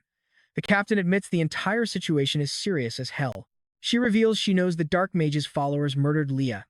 With moles infiltrated inside the Nautilus, she can only trust Mirath and a tiny handful of others. Palm realizes the situation is already way past bad, and things are moving way too fast. Chiron warns they will target Manu, who has become an essential symbol and icon of the entire ship. If Manu dies, absolute chaos will erupt on the Nautilus, and not even Captain Karen will be able to stop it. It would mean their complete end. Palm instantly sees this as a high-stakes deal. Karen orders him to protect Manu at Eagle's Eye tomb, offering a priceless legendary treasure from the Nautilus in return. Standing before the portal, Debo loudly announces they are going first, smugly telling everyone else to sit back and relax. Manu silently watches them approach the entrance. Once they step through, Debo is amazed by the bizarre landscape, saying it is unlike anything he has ever seen. Ralph complains about selling only 10 slots, but Kiri snaps that they are not here on some tourist holiday. Spotting a tiny creature, Debo laughs it off as an easy, stupid target. He steps up to crush it, but gets abruptly cut short. An absolutely massive beast with a terrifying aura rises right behind the tiny monster. Terrified, Debo stammers out, "Is that little guy with his mom?" Manu opens fire, shouting for them to eliminate the beasts. Zoe immediately realizes the danger, warning that all this loud gunfire is going to attract even more monsters. One pirate tries to stay calm, telling everyone they only have to deal with drakes. But before he can even finish his sentence, a massive monster leaps out and ambushes him. The beast lands a devastating counterattack, slamming 2 pirates into the dirt. A crewmate yells at Zoe to get back into position, forcing him to admit he was totally right. Manu aims her rifle, declaring she will deal with it. But another monster blindsides them from the shadows, leaving everyone desperately wondering where they keep coming from.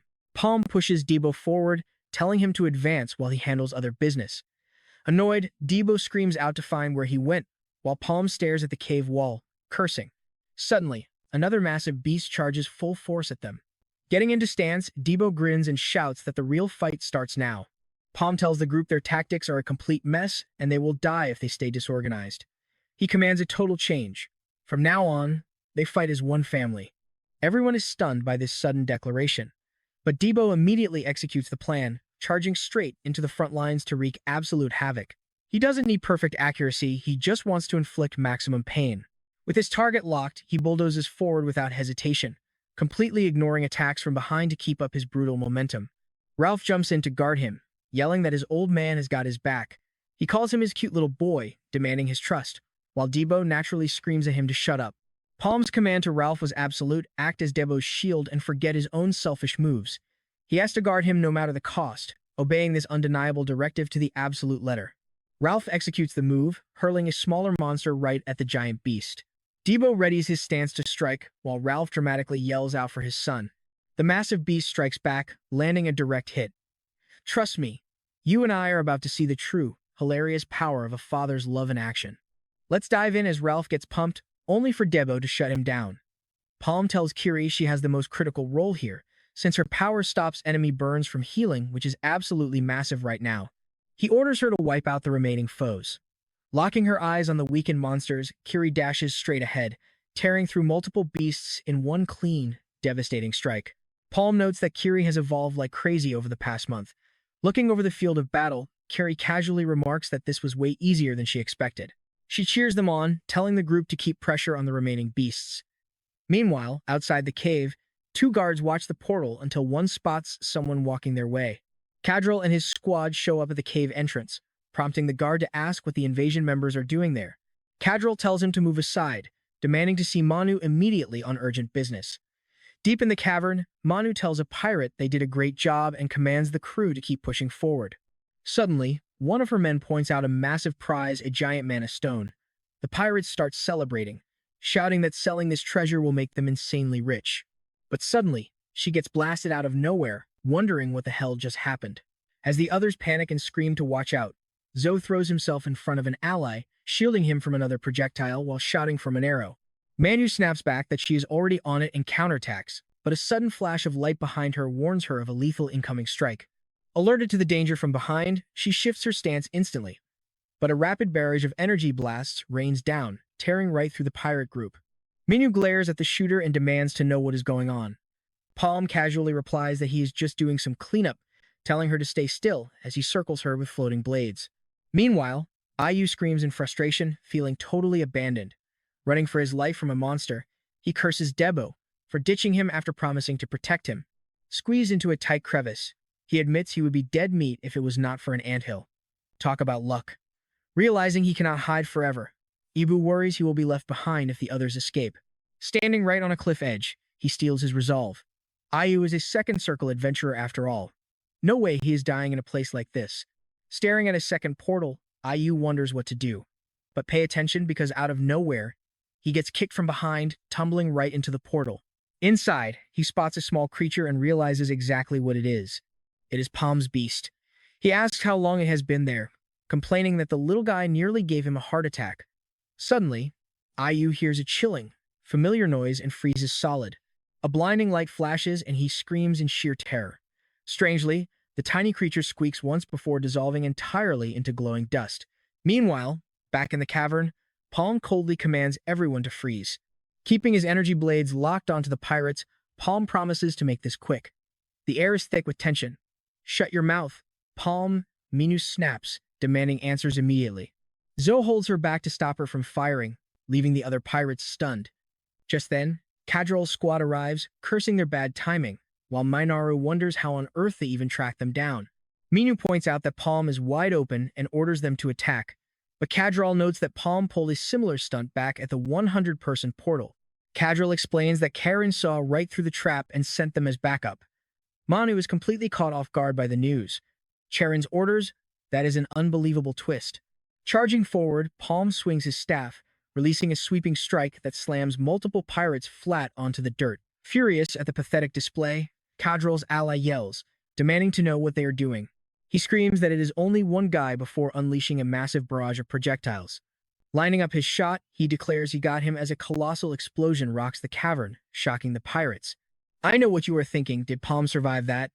Well, watching from the shadows, he confirms the strike was direct, but wonders if they have already figured out his hidden scheme. Sensing a projectile heading right for him, Palm dodges. Shooting both her guns, Manu coldly claims she never misses as Palm speeds up, heading straight toward a newly opened mini-portal. Cadril tosses an explosive toward the pirates, screaming at them to take cover. The device detonates midair, catching Zoe in the blast radius as he desperately yells out Manu's name. The blast triggers a cave-in, prompting him to rally the others while the pirates flee. Manu slowly drags herself up from the wreckage, gasping for air amidst the thick dust and falling rocks. Paul materializes out of the haze, blocking her gun with his staff. Manu demands to know what his deal is and what he wants. Palm holds his ground, asking if she can handle the truth. Zoe grabs Cadrol by the collar, furious that he almost blew up Manu. Before Cadrol can even explain, another massive blast goes off nearby, shaking the cavern to its very foundations. Through the blinding smoke, Zoe desperately shouts to check if Manu is alive. But suddenly, a flying blade strikes Monero, knocking the weapon right out of her hands, leaving Cadrol standing in absolute shock. A split second later, Cadrol is pelted by rapid fire and crashes to the ground, barely able to gasp out why. Suddenly, Minaru lunges forward, striking one of the downed pirates. She keeps going, totally out of control. Zoe cries out, demanding to know what is happening to her. Palm walks up, remarking that her stubbornness wasted his mana, though the outcome was predictable. Shifting his attention to a newly arrived crowd, Palm raises his voice. Meanwhile, Minu commands Zoe to gather the entire group and escape from the cavern immediately. She insists these are Karen's direct instructions, leaving no room for argument. Meanwhile, near the other portal, Ibu whines about not wanting to go inside, wishing he had just stayed put. Peering in, he wonders if it is another cavern and if the others are there. Spotting a distant shadow walking away, he questions who it could be and shouts for them to wait. Hurrying over, he explains he got separated from his squad and asks if they can travel together. But in an instant, he is violently tackled to the ground and reacts in panic. Ibu scrambles back up, lecturing the small beast. He warns the creature that if it keeps playing around like this, he is going to turn it into his next meal. He realizes it is not a threat, but freezes as massive footsteps shake the ground right in front of him. Through the haze, a towering, spindly creature steps forward, looking absolutely terrifying. He holds his breath as things get incredibly intense. Nearby, a henchman warns Cheryl that something is off, noting that the strangers know far too much about their gear to be trusted. He points out the monocle of penetration, explaining how the artifact tracks mana flow to spot the Dark Mage's followers, though it drains an insane amount of energy. Cheryl replies that nobody has managed to wield that tool since Chorus died, wondering if they realize it only activates when aligned with the user's specific magical element. She questions how some kid dressed as a mage could possibly pull that off. While she does not trust him either, she believes their goals align for now, even if they are walking into a massive trap. The henchman asks for their next move, reminding her that he lent out the artifact and pleading with her to trust him. She reasons that if his magic reserves are too low, he will die before even activating the monocle. Deciding to wait and watch, the pair looks on from afar, wondering how Palm will handle the gathered crowd. Monocle in hand, Palm tells Karen that almost everyone here is a follower. Naturally, the pirates scream for proof, but trust me, you and I will have to wait for the next chapter to see how they escape this. Alright, you and I are jumping right into a wild confrontation where Palm taunts the enemy crew. He reveals that the cultist tattoos only show up with mana, hidden anywhere on their bodies. He explains that these marks are totally invisible to the naked eye. But just because you cannot see them, he warns, does not mean they are not real. Trying to keep his cool, Palm reaches out and touches one of the men. He asks the guy if he is being a little too bold with that attitude. The moment the pirates spot that Dark Mage symbol, they lose their minds. The guy who demanded proof completely panics as the cultists pull out their guns and start a chaotic shootout. Kill them all, someone screams, sparking instant madness. The heavy weapons pirate yells out in confusion, completely losing his mind as he blasts his massive scatter cannon into the crowd. Manu locks her sights forward with pure grit. She fires, and one of the cultists takes a direct hit, dropping dead instantly. Palm warns the team that he drained too much mana tracking these guys, putting them in a tight spot. When an enemy spots a backup portal and tries to run, Monero cuts him off immediately. She yells that she will wipe them out herself and rushes in. Someone screams at her to stay back, but suddenly a bandit emerges, declaring that the hunt has finally begun. He strikes a pirate right in the middle of the chaos. Monu struggles to make sense of the madness, realizing with sheer terror that she is trapped in a blinding illusion. The pirate thrashes around in the pitch black, desperate to break free. The man behind the trap mocks her, saying he expected this, and warns her to get ready. One of her allies screams her name, yelling that he is completely blind too. A cultist aims his weapon right at her, threatening to send her straight to Eagle Eye. He pulls the trigger, aiming for a lethal blow. But Palm teleports right in front of the bullet, telling the shooter to send his regards instead. Now, watch closely, Palm deflects the shot, pulling Monero to safety. The enemy completely loses his mind, screaming that Palm should be totally blind as Palm holds him in place. The enemy commander orders his men to shoot, yelling that Palm is way too wild. Instantly, all the cultists unleash a massive barrage on the young mage. Palm simply raises his hand, conjuring a massive barrier that stops the bullets cold. With the swing of his staff, he sweeps through the thugs like paper. A pirate fires a massive cannon shot but gets blasted back himself. He gasps in disbelief, wondering what kind of insane magic this is, since they are supposed to be simple fire arrows. He orders everyone to back off, launching a flurry of projectiles that collide with the enemy attacks in a massive, blinding explosion. The pirate realizes the blast redirected the fire arrows, giving him an opening. Palm exploits this distraction, charging ahead to deliver a lethal slash that drops an enemy instantly. He pushes forward against the remaining foes, keeping up the pressure.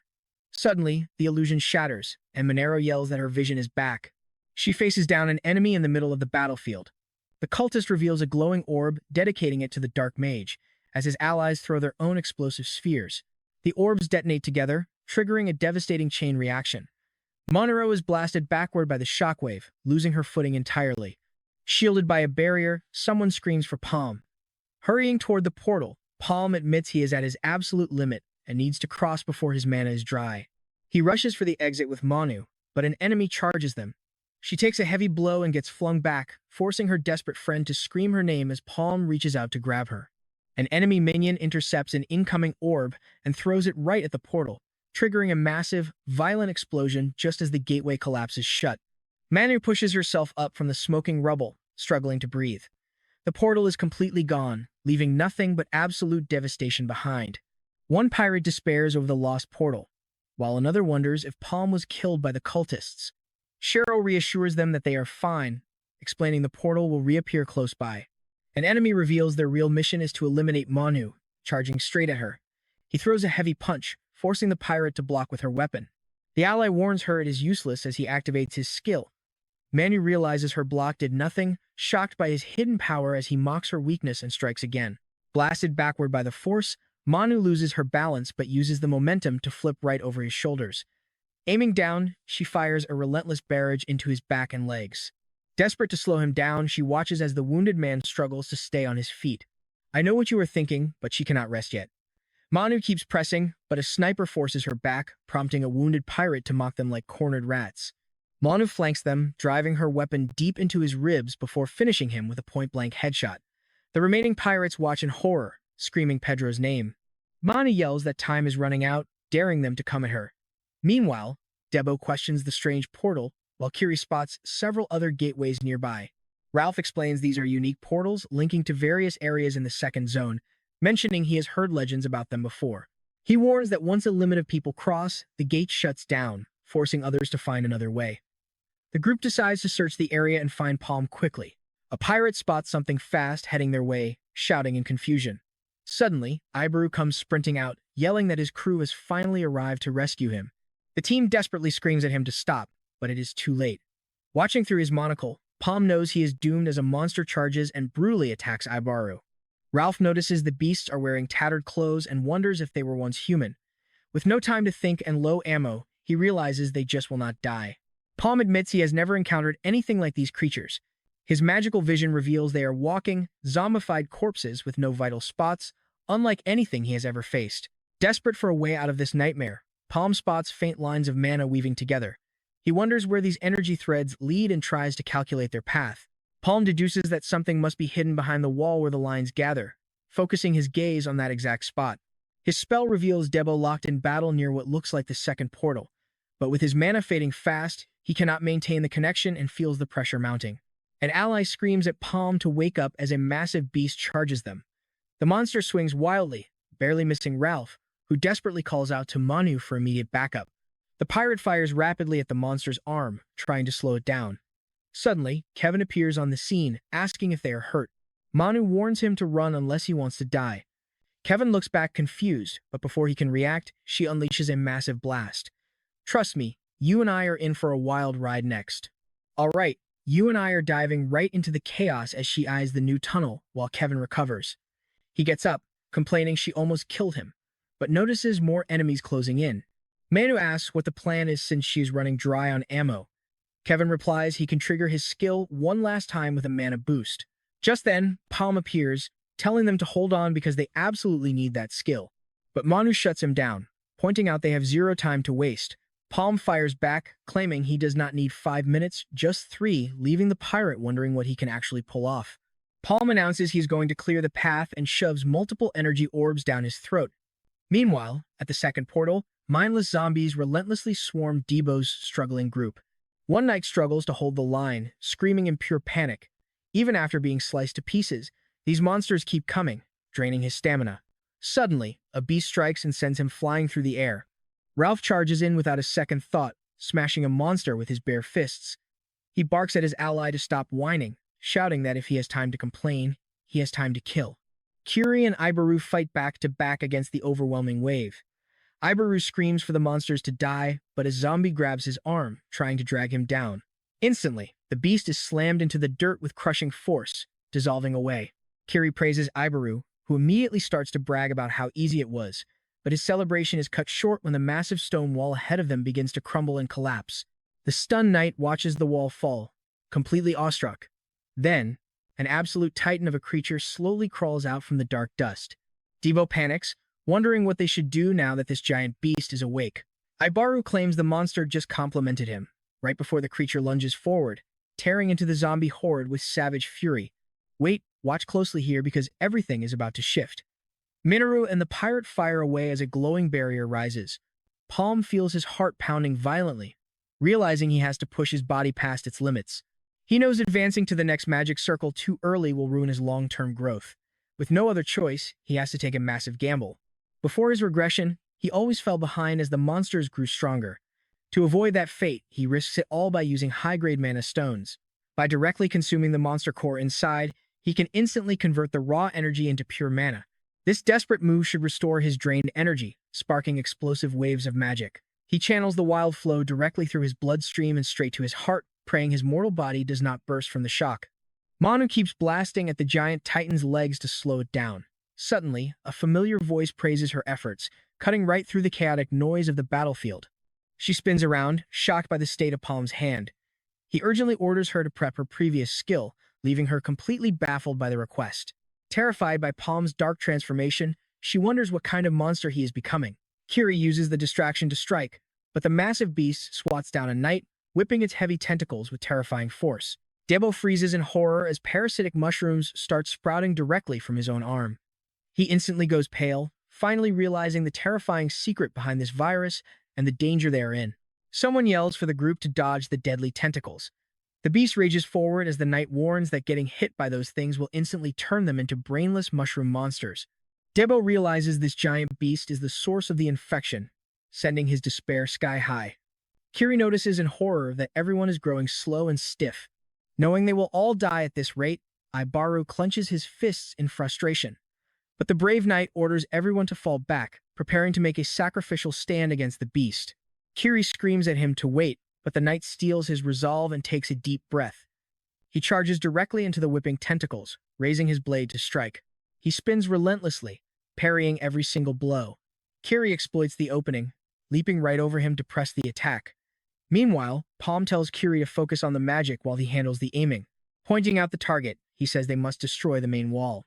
The pirate warns they only have one shot at this, carefully aiming the cannon through the swarming horde. Palm gives the command, and Manu readies the weapon.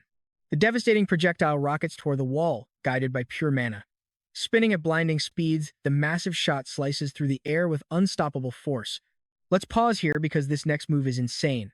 Palm forces his mana to accelerate the bullet, engulfing the shot in a violent aura that amplifies its power.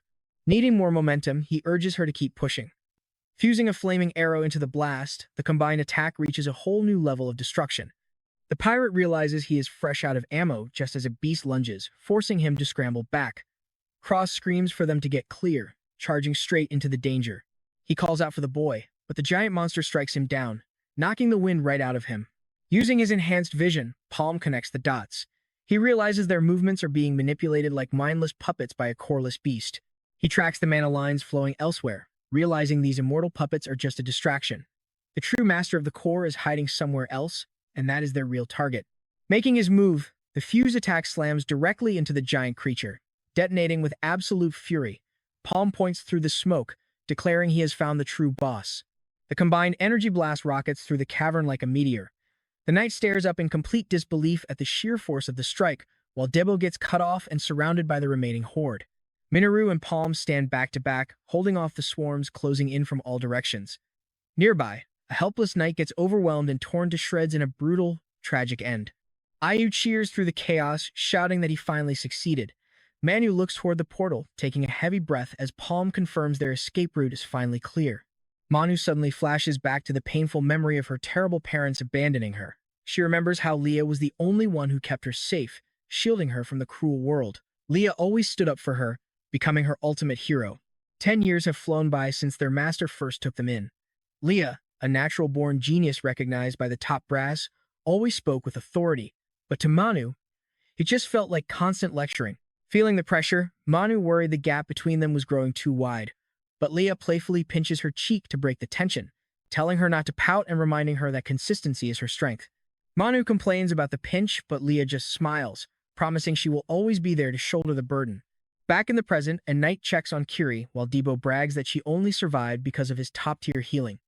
The knight just rolls his eyes, sarcastically agreeing with him. Suddenly, a pirate spots something ahead and alerts the crew. Moving cautiously through the dark, they spot a figure tied tightly to a massive boulder. Manu gasps as she recognizes the hostage. It is Leah. Kiri wonders why she is tied up, while Debo guesses she bound herself to the rock before completely turning into a zombie mushroom monster. Manu remembers her master's warnings about the return of the Dark Mage's cult. Leah had warned her that the enemy had already infiltrated the Nautilus, urging her to watch her back at all costs. In her tragic final message, Leah revealed that the traitors planned this perfectly, and half the ship's crew are secretly cultists. Realizing she could trust absolutely no one, she prepared for the worst. Manu cries in absolute bitterness for failing to keep her promise to her sister. Meanwhile, a dark portal rips open on a desolate beach surrounded by fallen bodies. The cultists ask why the others are late, leaving you and me in eerie silence. All right, you and I are jumping right into a brutal trap where Kadril has taken the Night Fragment, leaving Minu's group cursed by its magic. The leader tries to stay calm, but he watches his comrade get sniped right in front of him. Multiple shots blast them and they scream. It's an ambush. The shocked leader instantly recognizes the attacker, having believed she was at the conference. Karen points her weapon right at them with a smug grin, asking how it feels to be ambushed for once. One of her soldiers reports 46 enemies are down, ordering everyone to hold their ground. Meanwhile, Abbas reassures his captain, revealing they deliberately sent a secret weapon with the group for a specific reason. Gazing out over the ocean, Karen mutters that if Manu does not make it back, she will never forgive herself. She slowly paces along the sandy beach toward her crew. A pirate carries a badly wounded Manu back, as she weakly calls out to her captain. Karen watches with a mix of relief and sorrow, gasping. The girl says she saved her sister before collapsing. Understanding the grim situation, the captain keeps her voice perfectly steady. Karen warmly welcomes the young, battered pirate back into her arms. As night falls, dozens of small boats surround the massive Nautilus. The knight is shocked by the crowd, while Kiri notes the entire crew showed up to pay respects at Eagle Eye's funeral. Minu watches her sister's final farewell, struggling to fight back her tears. Meanwhile, the knight asks Kiri where the boss went, searching around for him. Glowing lanterns float across the water, illuminating the tragic tribute. Palm places a bottle down beside a wooden box inside a swaying cabin, drinking deeply from another flask while questioning the proposal. Palm thinks it is a massive demand, but Karen insists there is no other way. Crossing her arms, the captain questions the man of potions, reminding him their ancient recipe is long lost. He smiles, saying that is exactly why he is asking, arguing it should be pocket change given the massive wealth of the Nautilus. Karen declares their contract is officially finished, but Palm reaches out his hand, arguing their partnership is far from over. He boldly proposes a new deal, demanding 2 valuable items from her vault instead of just 1. Now pay attention here. Palm promises to hunt down every single Dark Mage follower aboard the Nautilus. He sighs, realizing his second life is still incredibly tough. Nearby, a pirate approaches Manu, asking why she is so deep in thought. She snaps that it is nothing, and begs him to leave her in peace. But when her ally Zoe suggests she should actually join Palm, she gasps. He quickly waves his hands, apologizing for snooping. Zoe explains he knows Palm tried to recruit her, though she quickly denies it. He reminds her everything succeeded because of Palm, pointing out that the murderous cultists who killed Leah are still running free. Clenching his fist, he says he knows she craves vengeance just as much as he does. By joining Palm, she can fight those cultists on the front lines, especially since Palm is someone they can actually trust. He promises to protect their home, reminding her of his strength. Manu sighs his name and looks down, before smiling and teasing him about his actual power, leaving him complaining that she ruined a deep moment. With Karen guarding the Nautilus, everything will be fine. Meanwhile, the duo travels down a quiet river cutting directly through a thick, ancient forest. Drifting silently with the current, their tiny boat glides closer to their mysterious destination. Suddenly, a massive golden gate looms ahead, but their vessel continues forward without slowing down. Guards watch them intensely from high atop the structure, gripping their weapons. Karen raises her staff, activating a secret mechanism that makes the titanic gates grind open with massive grandeur, letting their boat slip inside. Palm is stunned as he recognizes the legendary vault, his eyes widening in shock. He instantly realizes this is Karen's hidden treasury, and everything starts making perfect sense. He eagerly asks Karen to explain the true worth of these treasures, but the captain keeps it simple, telling him he must choose for himself, reminding him he only gets 2 items, leaving him deep in thought. Scanning the legendary loot, Palm immediately spots the Onyx Dragon Wand and the Dominator's Pendant. He notices the Angelic Guardian Ring of Dawn. Carefully, weighing his options. Making up his mind, he turns and heads in a specific direction. Karen watches curiously as the young man walks deeper into the vault. He points a finger forward, declaring with absolute certainty that this is the one. Palm remembers his final days, when a powerful cultist was brutally slaughtering association members on the front lines, vividly reliving that bloody nightmare. That monster was Reek, a traitor to humanity who left scars on everyone. He sneaked into the association's leadership, only to stab them in the back when it mattered most, causing absolute devastation. Palm remembers all the comrades he lost to that absolute piece of trash, wondering if this vault is where the traitor found his weapon. He immediately claims this item as his absolute top priority. Karen admits he has an excellent eye, but questions why he wants it when it doesn't match his elemental attribute. Ignoring her, Palm turns back to the pile, continuing his search. Hidden among the gold coins, he spots a mysterious ring he has never seen before, wondering if it is just a cheap trinket. It feels strange for something ordinary to be here, so he reaches to pick it up. But the very second his fingers brush against the metal, something bizarre happens. Karen asks what is wrong, while Palm gasps, wondering why this strange ring is suddenly glued to his hand. I know what you're thinking, can it really be that easy? But the ring literally bonded to his finger, leaving him completely baffled. The pirate captain just stares at him, totally speechless and shocked. Karen apologizes, explaining she cannot give him that ring since it does not belong to her, asking him to pick another treasure. Paul merely smiles and says it is fine, leaving her utterly confused as he keeps trying to explain. He vents his immense frustration, explaining the cursed ring is literally stuck to his finger. Meanwhile, in another location, Beiju reports that the goldish situation is taken care of, receiving praise for his success. Aaron coldly asks about Palm's whereabouts, declaring the time has come. Beiju immediately drops to his knees, begging for forgiveness and admitting their failure before getting cut off. Aaron completely loses his mind, screaming in a rage about how they could fail even while wielding the Night Fragment. Suddenly, a Terra is ready to depart. She storms out of her room, marching down the corridor with absolute determination in her eyes. The crew hurries behind her as Palm barks orders at them to move faster. Watching from the deck, Ralph hopes they actually sharpen their skills before they return from this journey.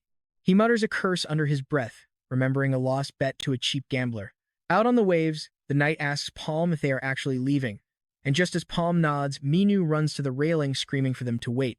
The confused knight questions her sudden arrival, finding this entire situation incredibly bizarre. He tries to stop her, but Palm just watches with a knowing smile as Manu leaps onto the deck, asking where her seat is. Elsewhere, a man desperately runs down a corridor.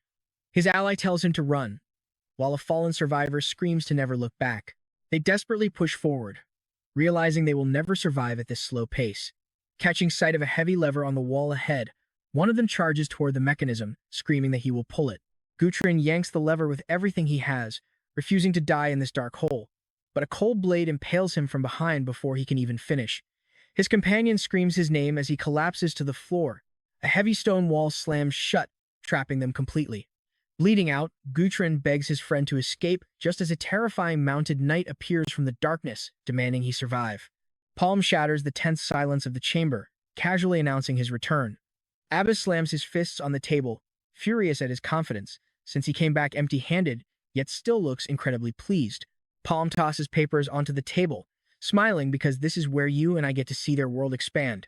All right, You and I are diving into a high-stakes plan where Minu is the ultimate bait. Abbas wants answers about these deadly games, but Palm is keeping his cards close to his chest for now. If Kanye's separate goals divide them, they'll never expose the followers' true leaders. Palm knows he has to stand firm, resolve this mess quickly, and ensure their fight ends before it even begins. Ralph is absolutely losing it.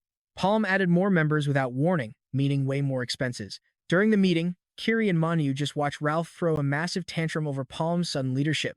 Palm slams a glass down, coldly declaring that complaints can be settled with pure power. He looks right at Ralph, offering a duel anytime he wants. Ralph instantly hesitates and backs down. He storms right out, slamming the door and muttering about how it's his money being spent without his damn permission. When asked where he's going, Palm calls off training and walks away. Up on the terrace, his guards watch the different team members head out into the city. The followers complain that the group behaves like they have multiple lives, always wandering alone. As Ralph walks down the street, the enemies decide to split up and tail him. Karen wonders if the legendary ring chose Palm, since it won't budge from his finger. Realizing how dangerous this is, he suddenly remembers who the real owner is. Palm remains completely unfazed. Karen warns him that he'll need the actual owner's blessing to keep it. Stepping into the room, Cheryl greets them, relieved to see he's still breathing. Palm gets straight to the point, showing her the ring and asking if she owns it. The woman stares at his hand, her eyes widening as she immediately recognizes the relic. She looks at her companion with clear anxiety on her face. She admits she can't just hand it over because the true owner isn't present right now. Now pay attention, because this is where the mystery deepens. Palm demands she bring the ring's true owner to him, leaving her completely baffled before she makes his sudden plea. She desperately begs him to rescue Fur, the legendary hero tracker. Cheryl's voice trembles as she remembers the dark days when humanity was backed into a corner. Facing monstrous hordes, 6 legendary heroes rose to fight. Among them were Evan, successor to Fried, and Luminous, who defied fate itself. Alongside them stood the Phantom Thief and the Elven Queen, Mercedes. They charged forward, with the polearm heroine Aaron and the mysterious Shade locking down the battlefield. That was the glorious return of the 6 heroes. One of them unleashes a devastating blast, charging with pure energy. It hits the beast head-on, vaporizing everything, leaving the watching crowd utterly speechless. Witnessing such overwhelming, godlike power, people finally understood their strength. Seeing the miracles they could perform, humanity's hope was completely reborn. They believed the world would be saved, but what they didn't know was their power was broken. 800 years ago, their relics vanished in time rifts. Somehow, these items resurfaced in today's portals. The Alliance's past attempts failed without this power, but they couldn't afford to fail again. The heroes needed an ultimate shield to keep the followers away from them. Meanwhile, Palm's group acted as live bait to draw the enemies out. To rewrite history, they had to unite every single faction into a massive alliance. At the canyon, a knight looks at the massive view and sighs in awe. Standing before the massive gorge, Palm points and says the spot is nearby. He passes out strange paper talismans, telling them to place them on their bodies, leaving the knight totally lost. The knight slaps the paper onto his chest. Suddenly, a wild burst of energy explodes, making him scream in terror. The glowing energy spreads, forming a giant magic circle. A portal tears open right in the center. Minu gasps, realizing they'd never find this place without those papers. Let's pause for a second. With the tracker's clues, Palm finally connects the dots. He stares at the ring on his finger, wondering if this really is a legendary hero relic. They brace themselves as Palm steps forward, ready to save him. Deep within the void, a massive, floating fortress looms. Debo starts flexing, bragging that they cleared the first portal in just 5 hours. But Kiri just tells him to wipe the soot off his face. Manu is stunned by his strength, but Debo boasts he's a genius who will reach the 4th circle. Ralph sighs, asking if the kid is just trying to act tough. Palm warns him not to rush, saying rapid level-ups can destroy your foundation. It overloads the body and completely stops your evolution, which is a massive trap. Debo snaps back, pointing out Palm jumped 2 circles instantly. Palm explains he had no choice, while Manu watches him, fascinated by his casual attitude. Palm remembers his past life, where constant danger blocked his true evolution. Now, he's planning ahead. Knowing the future, he only level up at perfect times to reach the 8th circle, but Kiri worries they rushed and missed their target. Palm reassures her, saying he already scanned the area. Suddenly, his eye device flares up, detecting thousands of hostile signatures right in front of them. Before they can react, the ground shakes. Debo freezes in absolute terror. A massive wave of sinister skeletons charges forward like a black tide. He screams out, completely panicked by the undead army. He yells that there are too many, screaming for everyone to run. Manu rushes ahead, realizing normal attacks won't work on these monsters. Kiri panics, wondering if this nightmare is all they'll face. Ralph readies his weapon for a brutal fight, but a voice suddenly screams to get down as Debo gets swarmed. The skeletons charge ruthlessly with swords and shields, but out of nowhere, a massive blast blows the monsters away. Across Hunter steps forward, her powerful monocle shining as she reveals herself. Debo gasps in relief, but the newcomer immediately yells out. He desperately begs for food, completely exhausted, before face-planting onto the dirt, leaving Palm and Debo staring in utter confusion. Fur explains that while trapped, he memorized the skeleton's movements and the dungeon traps. He brags about his infiltration skills, but reveals he went 5 whole days without eating. He complains he almost starved to death, but Palm tries to ask a question. Seeing him stuff his face, Palm just tells him to finish eating. Monero smiles, relieved that they found the exit portal, meaning they don't even have to fight the final boss here. But Fur cuts her off, bowing low as he begs them to be his bodyguards for the next 3 days. He explains that there's a relic he must find and he can't leave because his allies died for it. Since he can't fight, he needs help. And that's where we leave it. Will they help him? Trust me, you and I need to see what happens next. All right, you and I are about to jump into a crazy quest where Palm has just 3 days to find an artifact he couldn't track down in a whole month. But this hunter has a wild hunch. Meanwhile, a mysterious white-haired man watches from the shadows, wondering if the gears of fate are finally turning. Will the great hero escape his destiny this time? Suddenly, a chilling voice asks if he is really that sure. Turning around in shock, he is confronted by a terrifying, multi-eyed monster. It is absolutely disgusted with Evoke, calling him useless for failing to wipe out a single, pathetic insect. Evoke drops to his knees as a tiny spider mocks him, asking how much more he plans to embarrass them. With absolutely zero excuses left, he can only bow. He accepts whatever punishment they have, pleading that his grand plans are already in motion. Begging this terrifying spider lady for one final chance actually works. She agrees, warning him that his life is on the line if he fails. Meanwhile, back at the front lines, Debo is absolutely obliterating a horde of skeleton warriors and thinking this battle is incredibly awesome. As they move on, he thinks blocking the path makes things safe. Well, think again. They immediately stumble upon a bizarre puzzle device. If one side opens, the other shuts. Palm orders everyone to move fast before their enemies sniff them out. That is when he spots a massive, intimidating knight statue. He suddenly realizes that this giant stone warrior is the legendary hero's relic they have been searching for. Debo looks around, skeptical since the room looks completely empty. But Palm steps forward, pointing out that this place hides secrets, meaning they just have to search much harder. While Manu wonders what kind of architect built this place, Debo worries the giant statue might randomly come to life and attack. Suddenly, Kiri calls out, telling them all to get over here right now. She points out a strange stone slab with ancient writing she cannot decipher, warning that it radiates serious danger. Fur investigates and realizes this riddle, written in a long-lost tongue, holds the key to the relic. The cryptic text speaks of silent musicians, a hidden actor, and a command to follow the light. Right then, Manu spots a massive door covered in bizarre drawings and asks if this is a clue. Debo notices even more of those weird murals painted all over the walls. Fur is convinced these symbols are directly tied to the ancient riddle, each one representing a piece of the puzzle. Now watch this, because he remembers the hint about following the light and thinks he solved it.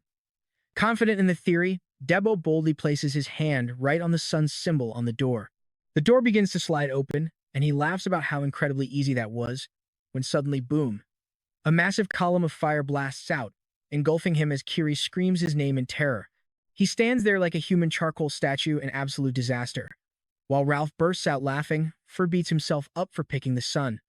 But wait, a sudden spark of genius hits him. Recalling the line about the dark and deep curtain, Fur deduces the real answer must be the moon. He points with absolute certainty, shouting that it makes perfect sense now, and Ralph agrees. Wrong again. A hidden trap triggers, sending a massive boulder crashing directly into Ralph. With 2 of them severely battered, Fur nervously apologizes, promising he will definitely get it right next time. Kiri sighs, realizing that every single incorrect guess triggers a deadly trap tied to that symbol. Debo groans, saying they understand the danger, but they still have no idea how to crack this riddle. They stare blankly at the remaining doors, completely clueless about the lightning bolt and the star symbols. Debo tells Fur to just pick one, but the hunter hesitates, terrified of taking another blast. Palm interrupts, suggesting they are looking at the drawings all wrong and must decode the riddle properly first. He explains that the dark curtain represents the night sky, and the musicians are actually crickets. Palm points out that the light they need to follow is not the sun, but something shining brightly in the dark night. Fur's eyes light up as he finally cracks the code, shouting that the answer is the stars. Unlike the moon, the stars are always there, guiding their way. Having reached his final conclusion, he decides to take the ultimate risk. Fur walks up to the heavy door and presses his hand against the star symbol. Manu suddenly gasps as it clicks. You and I both know the tension here is crazy as he pushes the panel. The massive stone doors slowly rumble open, and a wave of pure relief hits as they see they actually got it right. He smiles, waving everyone forward to follow him. But a chilling voice echoes out, asking if they are really sure, before a shadowy warrior named Shade lunges forward, declaring they will take it from here. Shade charges directly at Palm, who is completely caught off guard. He barely manages to swing his staff to block the lethal blow at the absolute last microsecond, bracing for impact. He immediately fires back, calling the intruders filthy rats. He swings hard, thinking he got him. But the mysterious enemy teleports away in a flash, leaving Palm totally stunned. He instantly recognizes the menacing newcomer as Biju, trying to figure out their game plan. Debo and Kiri watch in horror as more hooded figures advance, steeling themselves for a brutal clash. The party is completely surrounded by hostile forces. One of the hooded grunts hesitates, nervously asking what their next move should be. A ruthless woman snaps back, saying they should have struck sooner. They need that ancient relic to redeem themselves, smiling coldly as she promises everything is going to go their way. Fur wonders how the hell they were followed, and a baffled Palm admits he has no idea, believing their trail was clean. Suddenly, a voice whispers behind them, telling them to ask someone else. A shadow drops from the ceiling, slamming Palm brutally into the floor. Debo turns around in absolute horror, screaming at Ralph, demanding to know what the hell he is doing. Ralph just grins, holding up a blood-stained object while coldly stating he is just making some easy money. The scene shifts to a flashback of a brightly lit house, where Ralph is happily gloating over his treasures. He runs his fingers through a chest overflowing with gold coins, declaring this is his true passion. Suddenly, a loud, violent banging on his front door shatters the peace. Ralph turns around, annoyed about who could possibly be bothering him at this hour. Opening the door, he snaps at two guards for leaving their posts, but they warn him to shut up because a VIP wants to talk. Ralph glares at them, feeling the heavy tension. Realizing things are serious, he demands to know who this woman thinks she is, trying to order him around. A voice from the shadows replies that she came in person, making his jaw drop. It is Beiju from the powerful Kanya Merchant Union, stepping forward to offer him a deal he cannot refuse. Back in the present, Kiri glares at the dirty traitor, calling him a pathetic piece of trash. Ralph just laughs it off, telling her not to look at him like that because it is terrifying. Debo steps up, asking him directly if he really sold them out for some pocket change. Ralph just laughs, revealing even the guards were bought for 3 times their salary. This guy is pure scum. He then looks down at a battered Palm, asking how much he thinks his bounty is actually worth. Coughing up blood, Palm reveals his bounty as a massive 100 million misos. Ralph cackles hysterically. How could anyone possibly say no to that kind of insane cash? Out of nowhere, Monero fires a surprise blast right into his back. The masked enemies declare that playtime is officially over, giving the order to slaughter them all as a chaotic war erupts. Kiri clashes swords with a mercenary who sneeringly tells her to move. She grits her teeth, demanding to know if they honestly believe their little ambush is going to work. He easily deflects her strike, mocking her dual-wielding stance. He claims she relies too much on her right arm, bragging that reading her movements makes dodging a piece of cake. Trust me, you and I are going to want to see how she survives this. All right, you and I are jumping right back into the action where Debo is struggling against multiple enemies. Kiri's opponent boasts that he knows their every move, telling them to just accept their incoming death. Manu fires at the followers, but Beiju effortlessly deflects the shot, praising her as Karen's worthy disciple. She shoots again, only for it to get blocked midair. Suddenly, Beiju wraps a heavy chain right around her neck, warning her that she is fighting the wrong opponent. She needs to learn her place. But out of nowhere, Phantom strikes Beiju, forcing him to release her.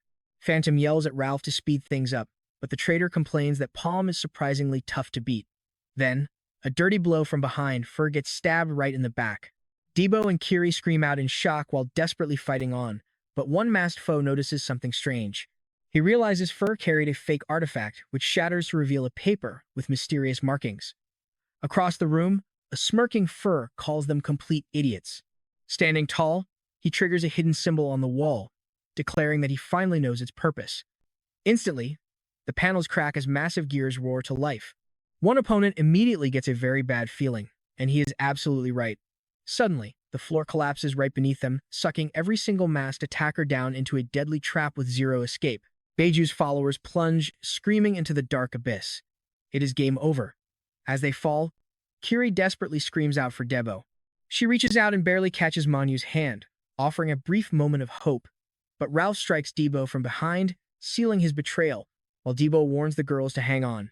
He slams his axe into the stone to stop their fall. With Kiri desperately clinging to his leg, he fights with everything he has to hold on. Now, watch closely here. Kiri pushes Monero forward to save her, letting her swing safely to the platform. They collapse onto the floor, completely exhausted, but the deadly trap is already closing shut.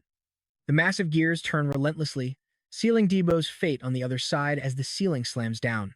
Debo figures out they are trapped in a labyrinth, while Kiri quickly deduces that this zone connects to other areas, remembering the cliff entrances from before. Manu hopes they will find Palm, but Debo knows they are more likely to encounter the followers. Suddenly, a massive iron gate slams down, trapping them all. Trapped, Debo asks if they are doomed. Kiri runs to the bars and blames him, but he quickly shouts a warning instead. The walls are closing in. Kiri unleashes a solar strike on the bars, but it does absolutely nothing. Debo feels a strange protective energy on the gate, prompting Monero to shout for him to clear out.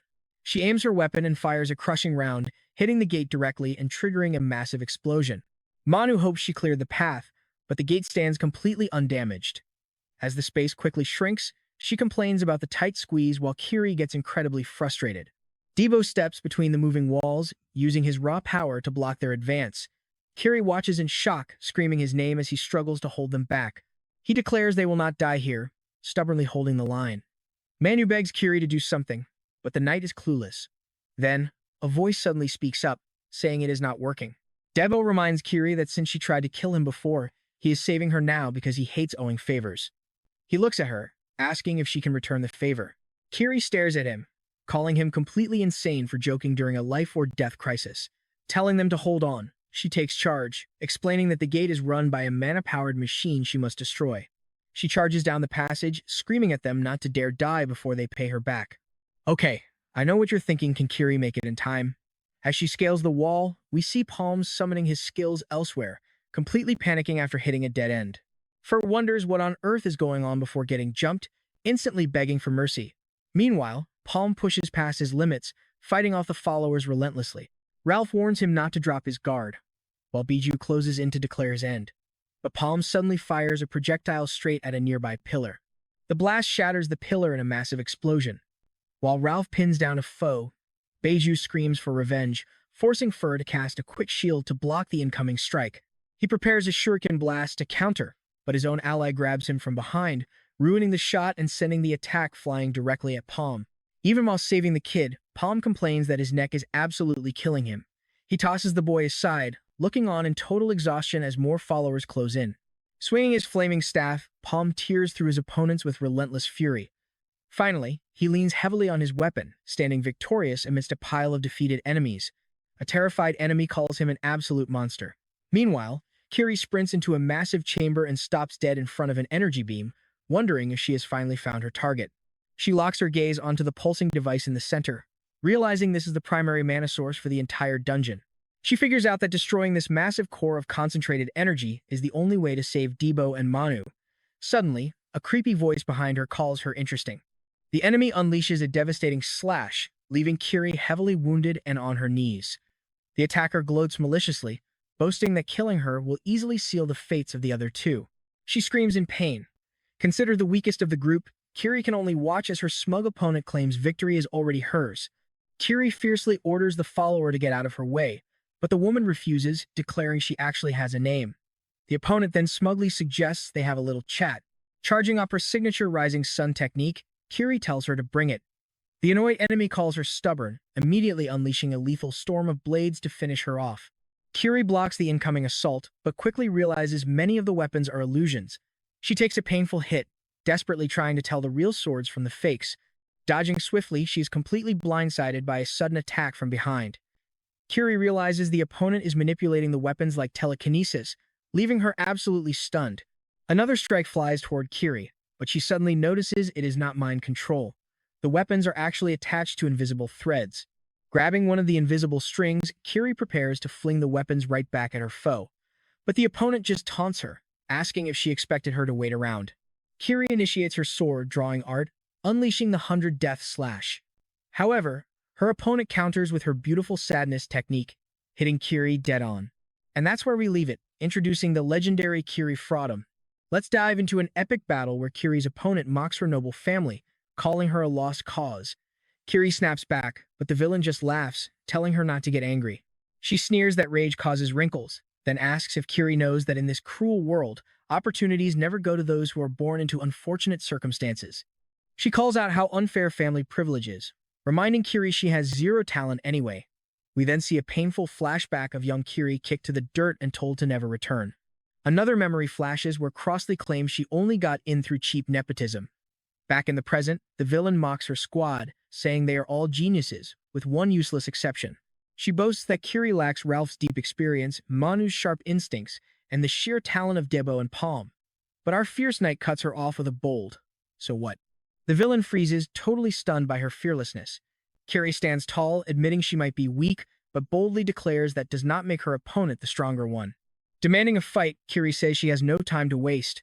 Her opponent laughs, calling her stubborn trash who needs to learn her place as deadly thread-controlled blades rush forward. Kiri readies her ultimate stance and unleashes the Lunar Divide. The icy strike instantly shatters the threads, leaving her foe in absolute despair as her weapon breaks to pieces. Desperate, the enemy tries a cheap trick, but Kiri charges ahead with her 100 Death Slash. A flashback shows a man asking a young Kiri if she truly wants this, reminding her the knights only took her because of family. He warns her about limits she can never overcome. But Kiri silently vows that she will never let other people define her boundaries again. Her brother appears, promising that once she understands his true words, she will surpass everyone. Back in reality, her opponent is completely shocked by Kiri's sudden surge of power. Clashing steel, she wonders how Kiri can suddenly match her extreme speed.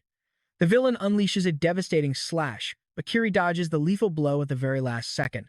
Watch closely right here. Kiri's inner power explodes like a vast universe as she prepares the legendary Solanar time technique, absorbing raw energy until her entire appearance starts to transform. With one massive vertical slash, she shatters the mana source into a million pieces. In that moment of blinding light, Kiri finally understands her master's wise words. She was the only one holding herself back, but time is running out. Still, she chooses to believe in her allies and herself as cultists yell to hunt down the runaway rats. Fur crouches beside a severely injured Palm, wondering how much longer his little trick can buy them time. He asks if his buddy will be fine, but the cultists spot them, screaming to capture the escaping runaways. But Palm suddenly blocks their strike with his blazing staff. The enemy just laughs, mocking Fur for being absolutely useless in a real fight. Furious, Fur charges straight ahead, screaming at them not to look down on him as he unleashes a wild flurry of desperate attacks. Meanwhile, Palm channels an intense orb of magic through his staff. He locks eyes with Beiju while Fur roars her name, throwing himself at the enemy with absolutely everything he has left. Beiju is completely caught off guard as Palm hits her with a surprise spell, triggering a massive, blinding explosion that leaves her stunned by his overwhelming power. Wondering if he vanished, she is joined by Ralph, who grumbles about wasting precious time on small fry, but Beiju smiles, revealing she already poisoned him. Fur rushes to support the gravely wounded Palm, desperately asking if he is all right. Fur panics at the sight of black blood, screaming to know if it is poison.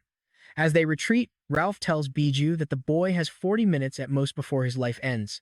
Beiju coldly explains it is a lethal venom designed to wipe out the target through agonizing, unavoidable suffering.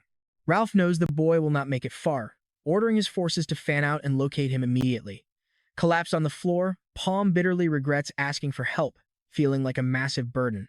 Fur tearfully apologizes for his weakness, but Palm comforts him, saying it is not his fault. If he cannot survive this deadly poison, he was doomed to die eventually. He explains that Biju's dagger holds a teleportation spell, not some cheap parlor trick. Urging Fur to search for his goal while he handles Beiju, Palm points to a hidden wall switch that opens up the high ceiling. Now, let's see if we can solve this puzzle and activate the device with mana. Fur vows to decode it instantly, but Palm hands him an artifact, telling him to take his time. Palm then powers up his ocular gear, declaring he has his own mission to finish. Ralph barks orders for no one to touch Palm, wanting the kill for himself. But when a subordinate dares to question his authority, Ralph snaps, screaming at him to take complaints directly to their leader. Before he can finish, a massive explosion catches Ralph completely off guard. A fiery blast strikes him head-on, leaving him screaming in shock as the flames consume the room. He cannot even tell where the strikes are coming from, suddenly realizing they are guided by the mantle of penetration, leaving his men absolutely no chance to defend themselves. Another devastating blast forces Ralph to dodge for his life. As the smoke clears, revealing charred bodies and crackling embers, a cold palm calmly declares that the fight is over. Moments later, Fur cheers that he finally solved the puzzle, sending mana surging through the mechanism. But his joy turns to terror when he finds Palm collapsed and cold on the floor. Suddenly, the mana source shatters, cutting off the energy flow completely. As a panicked Fur tries to understand what went wrong, Ralph silently materializes right behind him. Wearing a terrifying grin, the villain whispers that he finally found them. Nearby, a stone wall explodes, prompting Debo to ask Kiri and Manu if they heard that massive sound. Suddenly, a massive wall of water surges down the narrow corridor. Kiri screams in absolute shock as the raging current slams into them head-on, sweeping them completely away. Dragged down by the intense pressure, they are pulled completely underwater. Elsewhere, Beiju grumbles about an annoying noise, but a cold voice suddenly demands to know where Ralph is hiding. Watching the passage flood with water, Beiju mutters that the arrogant fool was dead wrong to think he could escape. But right then, Ralph bursts through the torrent, carrying 2 soldiers on his shoulders and whining about how much he suffered. Beiju instantly demands to know what happened to the crew he betrayed, and Ralph coldly replies that they all died fighting in their own stupid way. Wanting to close the deal, Ralph demands his payment for delivering Palm. Beiju confirms the boy is breathing, but slyly asks what would stop her from killing him and canceling their contract. She tosses over a heavy pouch, calling his greedy nature trustworthy, and confirms the promised 100,000 Mios are all there. He orders his men to grab the loot, praising the easy deal. But with a sudden, brutal strike, she executes them on the spot. Standing over the bodies, Beiju mocks their pathetic end for crossing her faction, declaring it was all for the Black Mage. Correcting herself, she shouts that her true loyalty belongs only to her master, Lord Evoke. She kicks the corpse, celebrating her victory, but her smile instantly vanishes. The dead body belongs to a useless soldier, not Palm. Suddenly, Ralph jumps out behind her with a wild laugh. Shaken, Beiju blasts him back, bitterly cursing herself for trusting a snake. She demands to know why he hid Palm, but a sudden projectile cuts her off. Trust me, you and I are going to want to see who just arrived to ruin their plans. All right, let's jump straight into the action as Fur frantically watches a massive blast, asking if Palm is okay while Ralph calmly shields him. Holding Palm tight, Ralph takes the brunt. Beiju admits this fight is way harder than expected, while Palm snaps at Ralph, thinking he only cared about the money. But Ralph explains that if the enemies won, all his hard-earned cash would be worthless. Siding with Palm was his plan from the very beginning. He reveals that Palm anticipated Kanye sending assassins, making the outcome obvious. When Beiju asks if hurting Palm initially was a mistake, a sudden voice questions what she means. Standing up, he claims he is Maple's ultimate healer and it was just a treatment. He quickly adds that if Palm had really been attacked, he'd be dead. Cutting the chatter, Ralph boasts about easily scoring 100 million before telling Beiju she is all alone. Fuming, she promises regrets and charges right in. Elsewhere, a mysterious hand reaches for Kiri as she drifts unconscious underwater, but the exact second it touches her, her eyes suddenly snap wide open.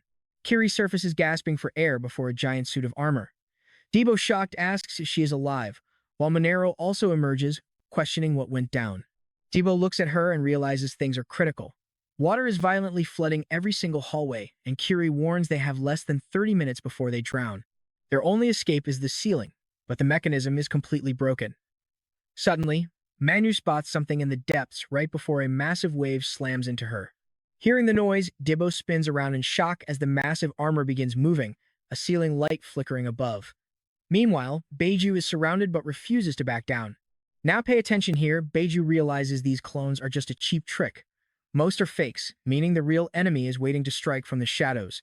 Fur is pushing his limits, warning he can't maintain his technique much longer, but Beiju is already blocking a surprise strike from out of nowhere. Sudden blasts hit Beiju dead on, exploding violently. Fur screams in panic, and then Evan grabs Beiju from behind, furiously demanding to know what he was thinking. Palm confidently taunts their opponent, telling him he'll never guess what they planned. At that very second, Ralph unleashes a devastating, bone-shattering blow on Beiju. Staggered by the impact, Beiju desperately tries to counter, but Ralph locks him in place as a massive surge of glowing energy completely envelops them both. Glaring with sheer hatred, Beiju curses his enemies and targets. Fur first. He launches a brutal, relentless attack, landing a direct, devastating hit on his target. Gasping for air, Fur groans that these guys are absolute monsters. Ralph charges at a clone, while Beiju fights off another threat right behind him. Suddenly, a lethal dark flash erupts, throwing Ralph and a clone backward. Bloody and broken, Beiju staggers back up, swearing to butcher every last one of them. But out of nowhere, an absolute deluge of water crashes down, sweeping Beiju away. Clinging desperately to a pillar, Ralph whispers that the time has finally come. Beiju stealthily blindsides Ralph, sending the heavily injured warrior crashing forward while her shadow looms victorious over his fallen body right behind him. Spitting venom, she vows to end them all. Ralph slowly turns, crying out in sheer agony as the devastating wound pierces straight through him. Palm and Fur scream in horror as their friend falls. Spotting the kid holding the staff, Beiju yells, but Ralph catches her off guard, asking where she's looking. He drives a brutal fist straight into Beiju's face, shattering the ground and sending her flying backward from the sheer impact. Ralph refuses to submit to the darkness, knowing he must fulfill Awakens' orders. Beiju counters, swearing to stop them as their ultimate attacks collide in a blinding explosion. Screaming that they won't escape alive, Beiju is ready to sacrifice her own life, letting her overflowing dark power slowly consume her entire body. You and I both know what's next. As she screams Awakens' name, Palm reveals a secret arrow, unleashing a massive vortex that swallows everything. A white-haired figure steps out of the smoke to praise her. Weakly, Beiju reaches out to Awakens, desperately begging for forgiveness. A blinding flash of light erupts, leaving only Beiju's weapon floating in the water. Fur panics as the rising floodwaters threaten to completely submerge the ceiling. Debo urges them to hold on, promising help is near. But Palm is already diving deep, using a bubble device to breathe underwater. With less than 3 minutes left, he prays he is not too late. The arm device is ready, needing just the right impact to activate. No time to lose. Swimming fast, he seeks the quickest route back. Ralph shouts that the water has reached the top, while Fur orders everyone to hold their breath. As they submerge, Palm realizes the normal route is too slow.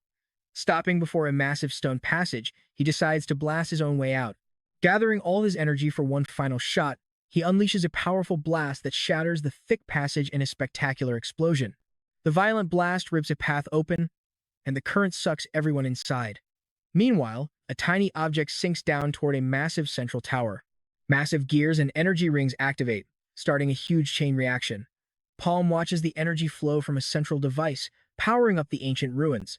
The giant gears spin with immense power. As Fur and Manhwa look up, holding their breath, the sweeping current drags everyone toward a crack in the ceiling. Debo and Kiri break the surface, gasping. Debo admits he thought they were dead. As Kiri rests on the edge, Minoru warns about the moving armor. A massive whirlpool forms as Palm sinks down the newly opened pathway. Fading fast, he reaches his hand upward as the deep water drags him under. Swallowed by a bright light, Manu swims down and pulls Palm into her arms. Suddenly, a familiar figure appears, teasing him for overworking himself again. Opening his eyes, Palm finds himself back in a sunny forest with his old guild. Surrounded by his past allies, a comrade tells him he can rest now. Kiri tells him not to overdo it, praising his hard work. Recognizing the memory, Palm remembers, insisting he was fine, bound by a deep promise he made. Back in reality, the group is safe on dry land. Palm slowly wakes up in Manu's arms as she coughs up the water from her lungs. Sitting up, he asks if she saved him. Debo sighs in relief, telling him they were starting to worry because he took so long down there. Palm is okay, but Manu hides her worries. And that's where we leave it. Trust me, you'll want to see how this journey continues.